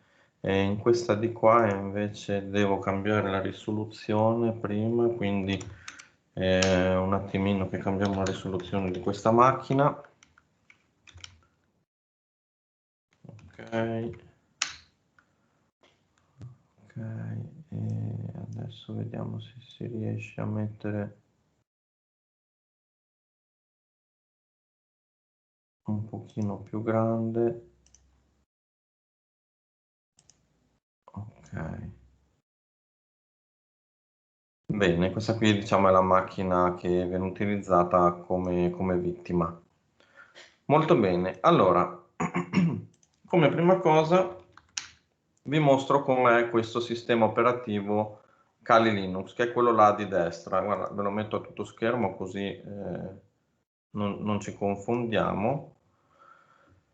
Bene, questa è la macchina, come si presenta la macchina Kali Linux. Vi faccio vedere giusto un attimino di esplorazione di questa macchina e le potenzialità che ha questa macchina utilizzata per il penetration test. In particolare potete vedere che ci sono numerose categorie. Queste categorie sono sostanzialmente quelle che vengono utilizzate per effettuare i penetration test o per sferrare degli attacchi.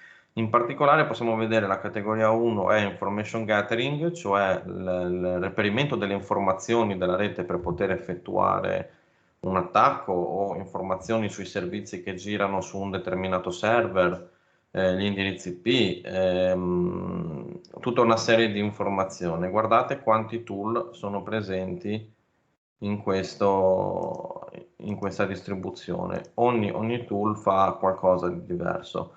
Noi utilizzeremo Nmap come tool per effettuare un discovery e poi uno scan delle porte aperte sulla macchina per il penetration test successivamente.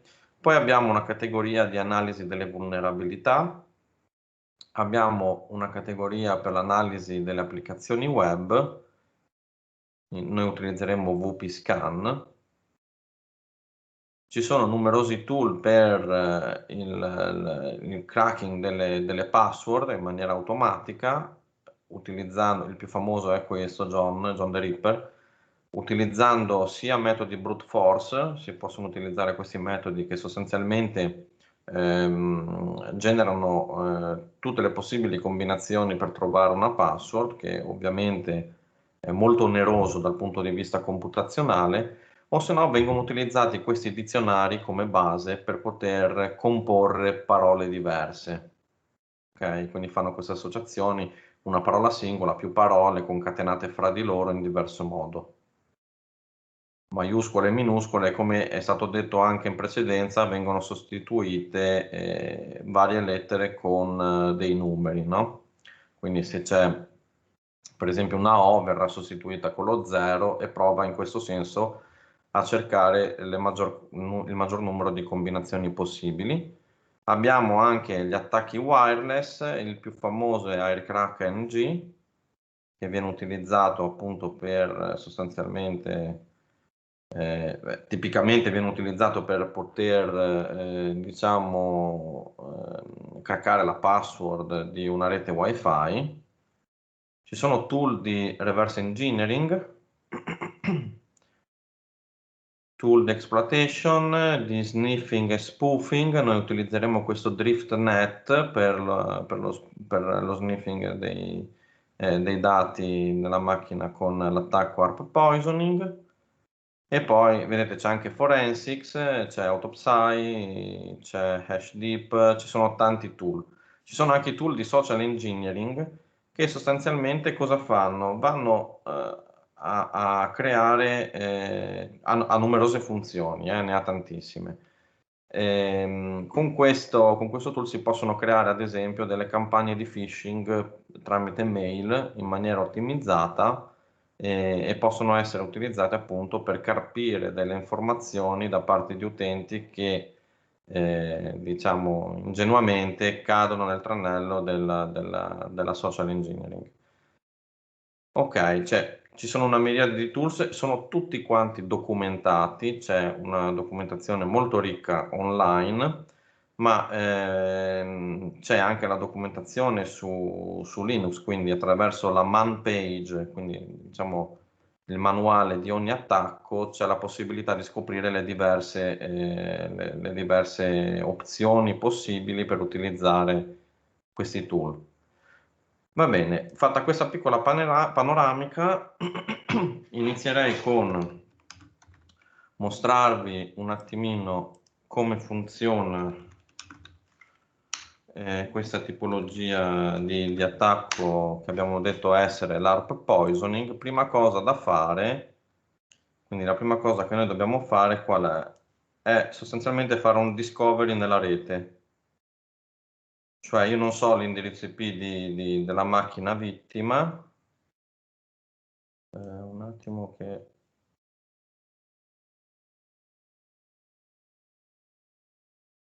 non sta reagendo un attimo la macchina virtuale.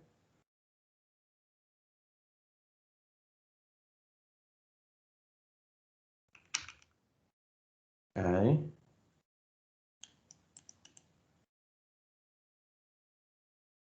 Proviamo a fare così. La sposto di qua. Apro un terminale, perfetto. Ok. Quindi entro con i privilegi di amministratore tramite il comando sudo su, dove sudo sarebbe super user. Il super user è sostanzialmente l'amministratore. Entriamo con i privilegi di root. Cosa dobbiamo con i privilegi di amministratore? Quindi come root, prima cosa da fare è vedere il nostro indirizzo IP. Il nostro indirizzo IP è in questo caso, lanciando da terminale il comando ifconfig, vediamo che abbiamo l'indirizzo IP 10.0.2.4 con una netmask di 255.255.255.0, quindi sostanzialmente abbiamo questa netmask qui. Bene, a questo punto cosa possiamo fare per identificare gli altri utenti in questa rete? Possiamo lanciare un comando nmap -sn per fare un discovery degli host su questa rete. Su quale rete? La rete è 10.0.20/24, cioè abbiamo dov'era? Qua su abbiamo la netmask che è con 24 bit. Ok. Lanciamo questo comando. Ecco, ci appaiono queste informazioni. abbiamo un IP 10021 che, come abbiamo visto in precedenza, è quello del default gateway. Il 10023 è il DHCP. Ok, il 10022 ve lo dico io, è un'interfaccia di loopback della macchina host su VirtualBox, quindi non ci interessa. Abbiamo una 10.2.5 e abbiamo una 10.02.15. Ok, quindi abbiamo visto quali sono le nostre macchine. Infatti, se noi andiamo sulla macchina la quale deve essere attaccata, vediamo che l'indirizzo IP effettivamente è il 10.02.15. Ok, bene. Cosa possiamo fare? Possiamo effettuare un attacco appunto di ARP spoofing tramite un comando, però prima di effettuare lo spoofing cosa facciamo? Dobbiamo permettere alla macchina di inoltrare i pacchetti. Perché dobbiamo permettergli questo? Perché se così non fosse, sostanzialmente cosa succederebbe? Succederebbe che la macchina vittima smetterebbe di navigare, quindi verrebbe interrotto il traffico, verrebbe reindirizzato a me, ma la macchina vittima non riuscirebbe più a navigare sul web. Quindi in questo modo noi facciamo agire la macchina anche come da router e di conseguenza i pacchetti vengono inoltrati. A questo punto possiamo lanciare il comando per effettuare questo attacco. Come funziona? ARP-spoof è il tool che viene utilizzato per effettuare questo poisoning. -i è per identificare l'interfaccia di rete che è la ETH0. Infatti se noi andiamo su vediamo che abbiamo l'interfaccia di rete che è questa qui, ETH0. A questo punto si può utilizzare -t per definire il target. Il target qual è? Il target è la macchina 10.02.15 e il default gateway è il 10.021. Molto bene, possiamo partire con questo tipo di attacco. Vedete che vengono inviate delle ARP replay. Ok, molto bene.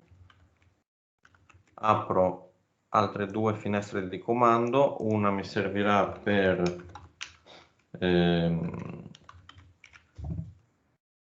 lanciare l'attacco che dicevamo prima, lo sniffing. In particolare utilizzo una tecnica che ci permetterà di vedere le immagini che la vittima sta visualizzando durante la navigazione.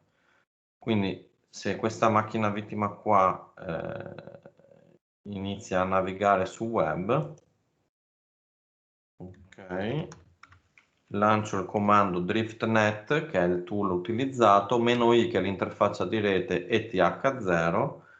Molto bene, in questo modo si apre una finestra, questa finestrella qua. In questa finestrella qua vedremo quali sono le immagini che l'utente sta visualizzando durante la navigazione.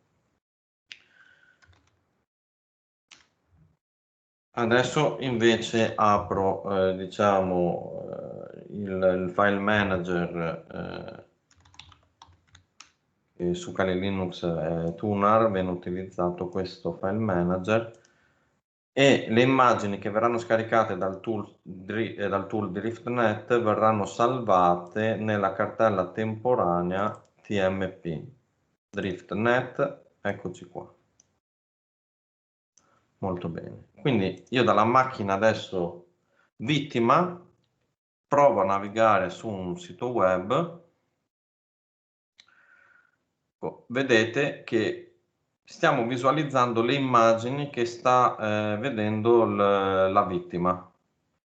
Quindi il tool ci scarica le immagini presenti sulla pagina web che la nostra vittima sta navigando, insomma. Quindi vediamo, per esempio, andiamo, non so, didattica, mi ispira didattica, visite guidate laboratori. Ok, molto bene. Noi vediamo le immagini che effettivamente lui sta visualizzando. In particolare questa qui visualizzata nella nostra finestrella è questa immagine qua, che ce la ritroviamo anche qua sulla cartella temporanea. Ok, molto bene. Questo qua è una tipologia di attacco. Possiamo sferrare altre tipologie, possiamo sfruttare altri tool per sniffare questi dati. Possiamo utilizzare per esempio URL Snarf, sempre su questa interfaccia qui. Che cosa fa? Ci dà le risposte che ottiene indietro la macchina vittima durante la navigazione. Quindi sostanzialmente se io vado per esempio qua, il sito non ha questa pagina, quindi andiamo sulla loro home page, vedete che di qua ha caricato una serie di informazioni. Mi viene fatta una domanda: il sito che la vittima sta visualizzando è in HTTP o funziona anche con HTTPS? Questo particolare tool, la pagina è in HTTP.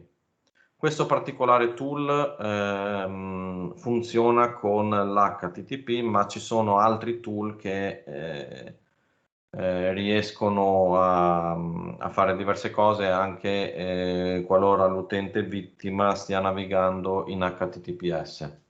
Ok? Molto bene. Allora, con questo possiamo dire concluso la parte riguardante questo ARP poisoning, e passerei, prima disabilito il forwarding che abbiamo fatto in precedenza su questa macchina Linux, quindi rimetto 0 per disabilitare l'IP forwarding. Ok, molto bene. Chiudo tutte le finestre, cancello l'attacco. Molto bene, quindi l'attacco di ARP poisoning è andato a buon fine e l'abbiamo terminato. Ok, detto questo, avete altre domande su questa tipologia di attacco?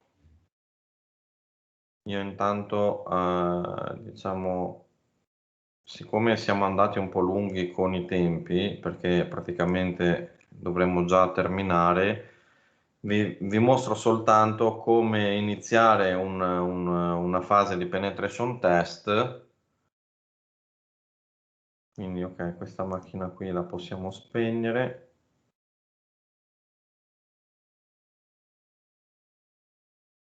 Questa è la macchina Ubuntu server che noi dovremmo attaccare. Cosa facciamo come prima cosa in questo penetration test? Vi darò solo qualche input perché siamo a corto di tempo.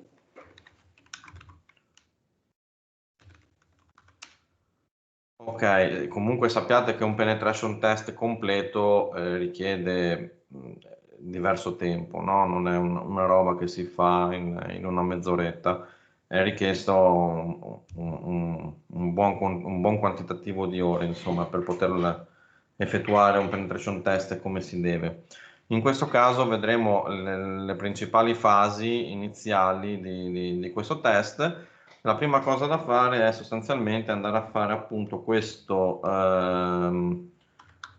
discovery che abbiamo già visto in precedenza con il tool di Nmap.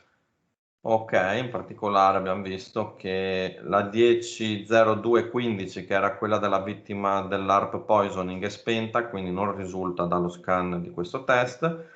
La 10.02.4 sono io, le prime tre abbiamo spiegato cosa sono: DHCP, interfaccia di loopback e il default gateway, quindi resta la 10.025 che è la nostra macchina, diciamo la nostra macchina da testare. In particolare possiamo lanciare un comando per effettuare uno scanning delle porte completo, lanciando il comando. Ok, ci mette un attimino.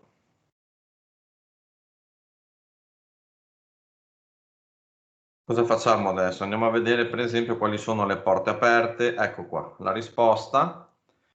Cosa possiamo vedere? Che di default questo tool va a testare le prime 1000 porte aperte più comuni.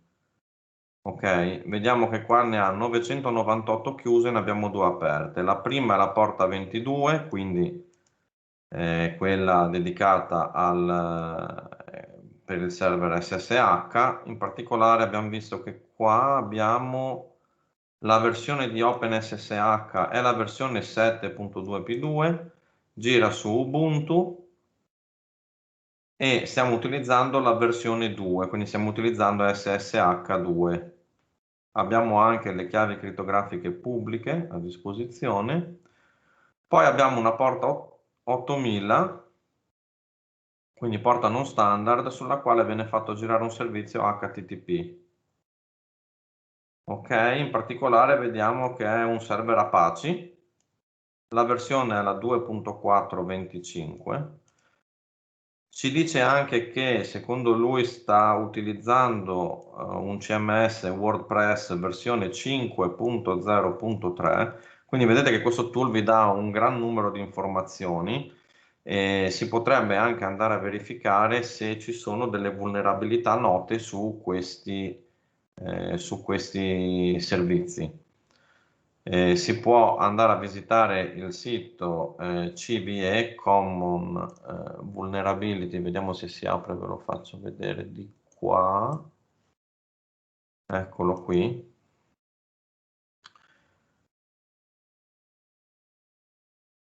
Ok, eccolo qua, search, la lista, per esempio io metto WordPress.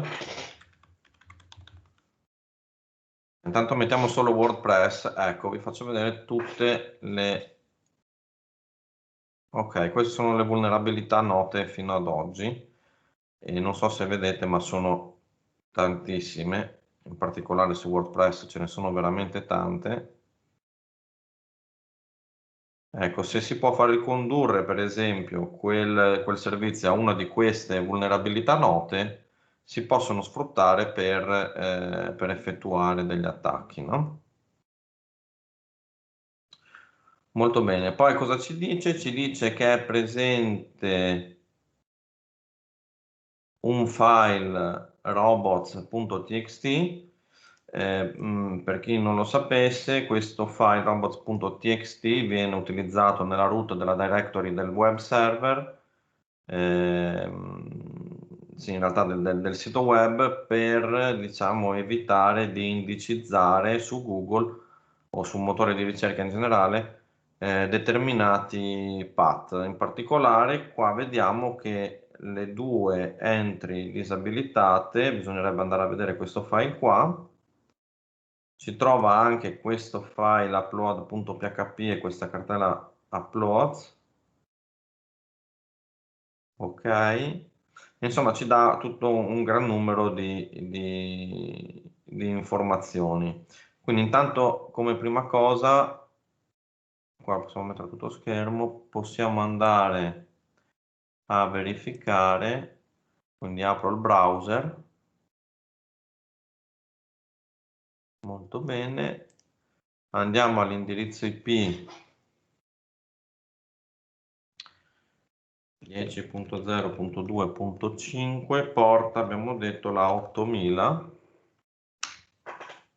Ok, effettivamente vediamo che effettivamente riusciamo ad accedere a questo server. Ok, qua adesso diciamo siamo già arrivati alle 11, ma sostanzialmente qua abbiamo la possibilità di effettuare una visualizzazione della pagina web che abbiamo a disposizione. Vedete che in realtà il sito qui risponde, però sembrerebbe che mancano tutti i fogli di stile, no? Tutti i CSS.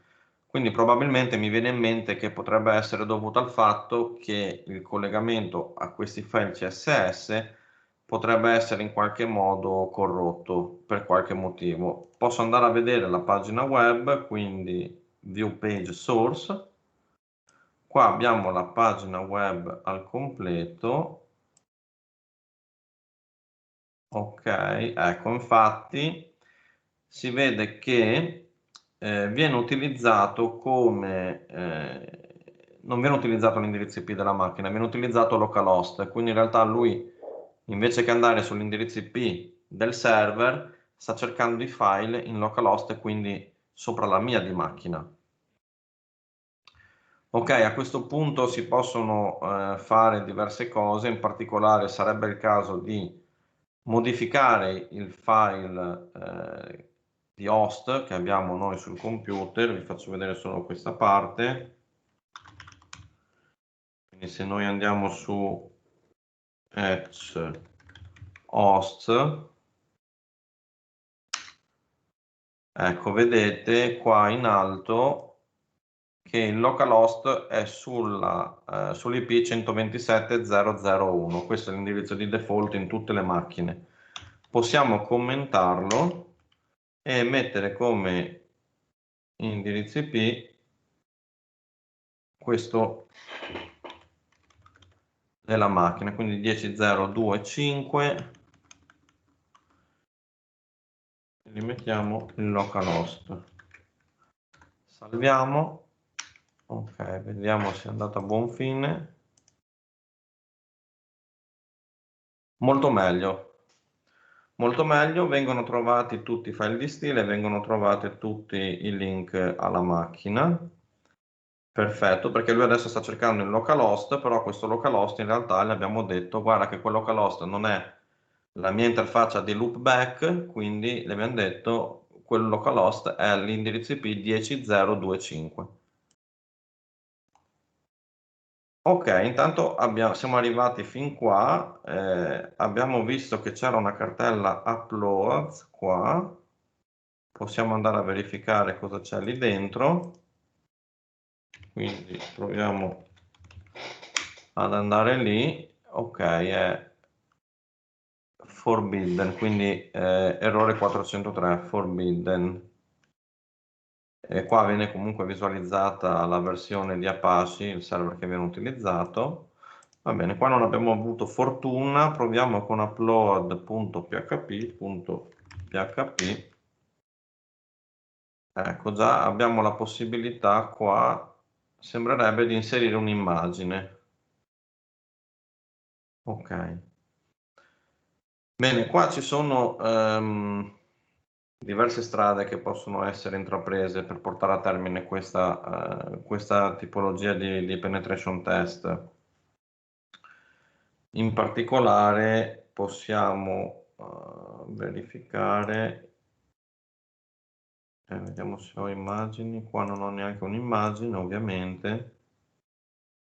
Beh, se creo un file di testo, proviamo a caricare un file di testo, vediamo se .txt, ci scriviamo dentro hello world. L'abbiamo salvato, proviamo a inserirlo, facciamo una submit, mi risponde con una bella faccina sorridente, ma non ci dà altre informazioni. Proviamo a vedere se è stato caricato nella cartella uploads. Non l'abbiamo chiamata. Ok, potrebbe dare problemi col nome del file, quindi magari lo rinominiamo come test.txt. Magari c'erano gli spazi che gli davano fastidio, no, in realtà risponde in maniera uguale. Proviamo ad andare a vedere se è presente nella cartella uploads, quindi test.txt, not found. Ok, quindi vuol dire che il path non è quello corretto. Adesso cosa dovremmo fare? Dovremmo andare a vedere il sorgente di questa pagina. Ok, il sorgente di questa pagina, vediamo che ha la possibilità di inserire il file name e di conseguenza il tasto per fare la submit, cioè questo. Molto bene. Qua sotto in fondo c'è un commento a un repository su GitHub. Ok, è stato commentato, si potrebbe andare a vedere dove punta questo repository su GitHub. Proviamo ad andare a vedere.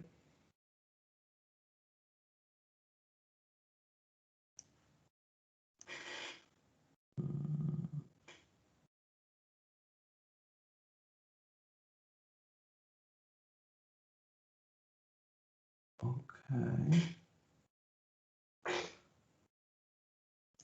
Vediamo dove ci porta.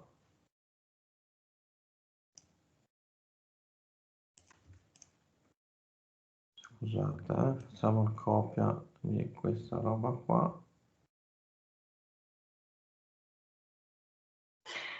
Hint.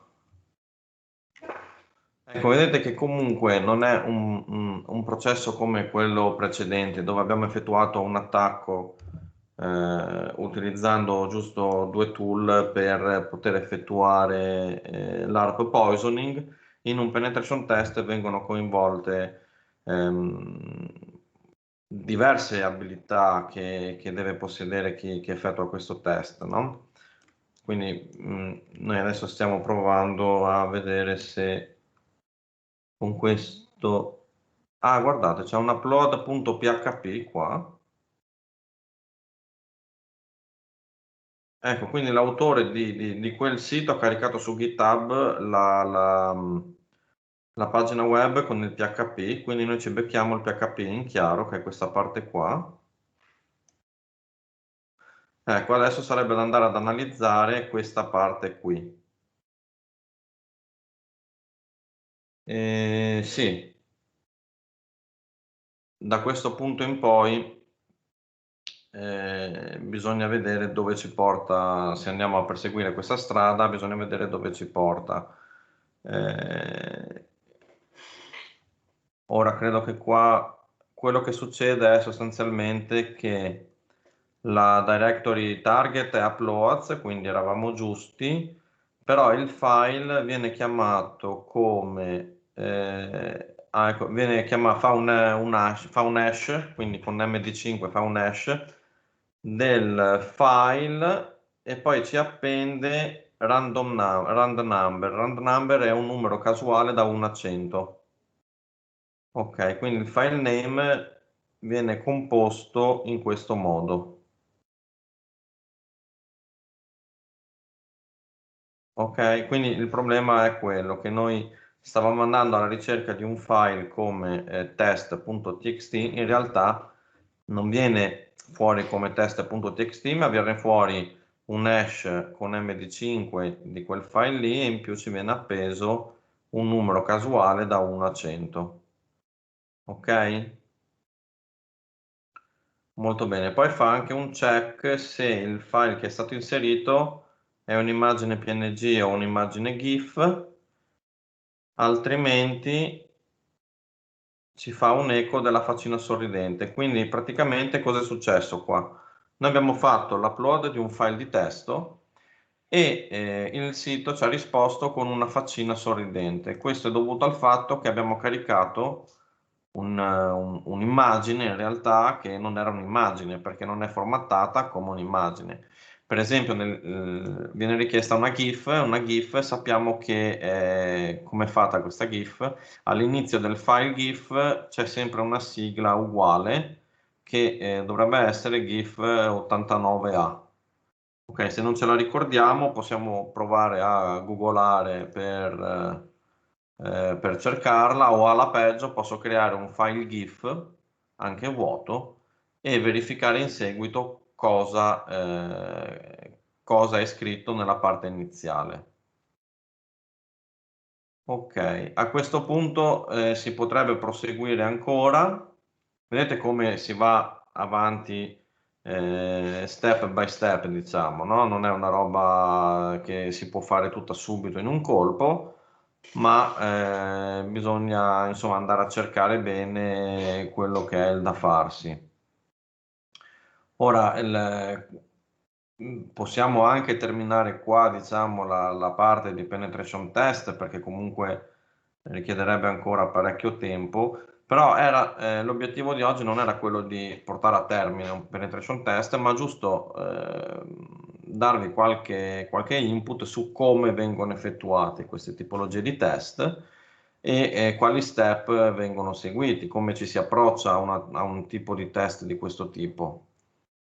Quindi vi chiedo innanzitutto se avete delle domande riguardo a questa parte.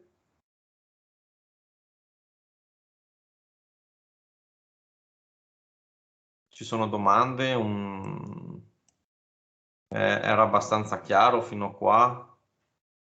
Non vorrei entrare troppo in tecnicismi che magari non vengono colti o magari sono troppo semplici per qualcuno.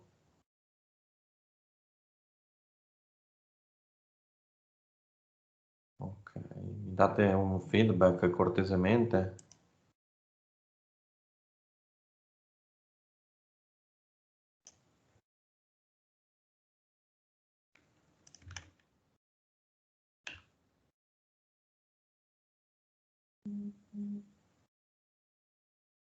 Complesso ma da approfondire. Eh sì, è un po' complesso perché comunque richiede determinate skill, quindi determinate abilità e conoscenze, però avete visto come un penetration test è strutturato, insomma, si va avanti. Esatto, ci vorrebbe un po' più di tempo per terminare un penetration test di questo tipo, che comunque si conosce un pochino, si ha già qualche informazione a priori, richiederebbe un paio d'ore solo questo almeno.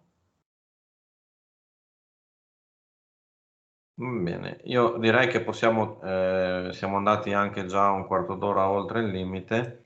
Direi che possiamo concludere qua questa parte sul penetration test. L'importante è che abbiate capito come ci si approccia e in particolare sul primo attacco che è stato effettuato, magari se è sorto in voi un qualche tipo di paranoia rispetto a quello che è il mondo della sicurezza, diciamo che fate bene a far sorgere questa tipologia di sentimento paranoico, perché effettivamente avete visto, soprattutto nel primo caso, come con 3-4 istruzioni siamo riusciti a lanciare un attacco anche senza avere tutte queste conoscenze tecniche come si potrebbe pensare. Ok? In particolare volevo dirvi sì che queste macchine, come questa distribuzione Linux che ha all'interno tutti questi tool da utilizzare per sferrare attacchi o fare penetration test, sono gratuite, si scaricano e sono utilizzabili gratuitamente. Quindi chiunque può prendere questo sistema operativo, installarselo e attingere dalla fonte di tutti i tool che ha presenti in questa distribuzione. Ok, avete delle domande? Se no io ringrazio ancora l'organizzazione di questi seminari, di questi 2 giorni.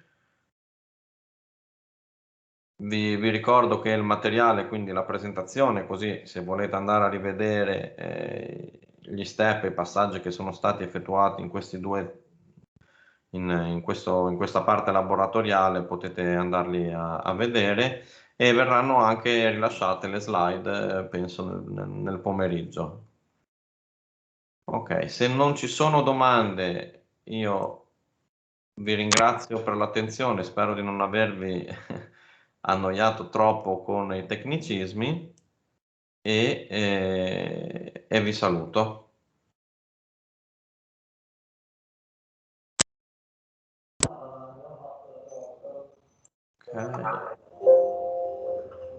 Ecco, mi inserisco io per salutare tutti e appunto, come diceva l'ingegner Palma, acquisiamo oggi pomeriggio solitamente la parte mancante della registrazione delle slide, quindi provvederemo poi a inviarle a tutti quanti, oltre che appunto a pubblicarla anche sulla sezione del sito.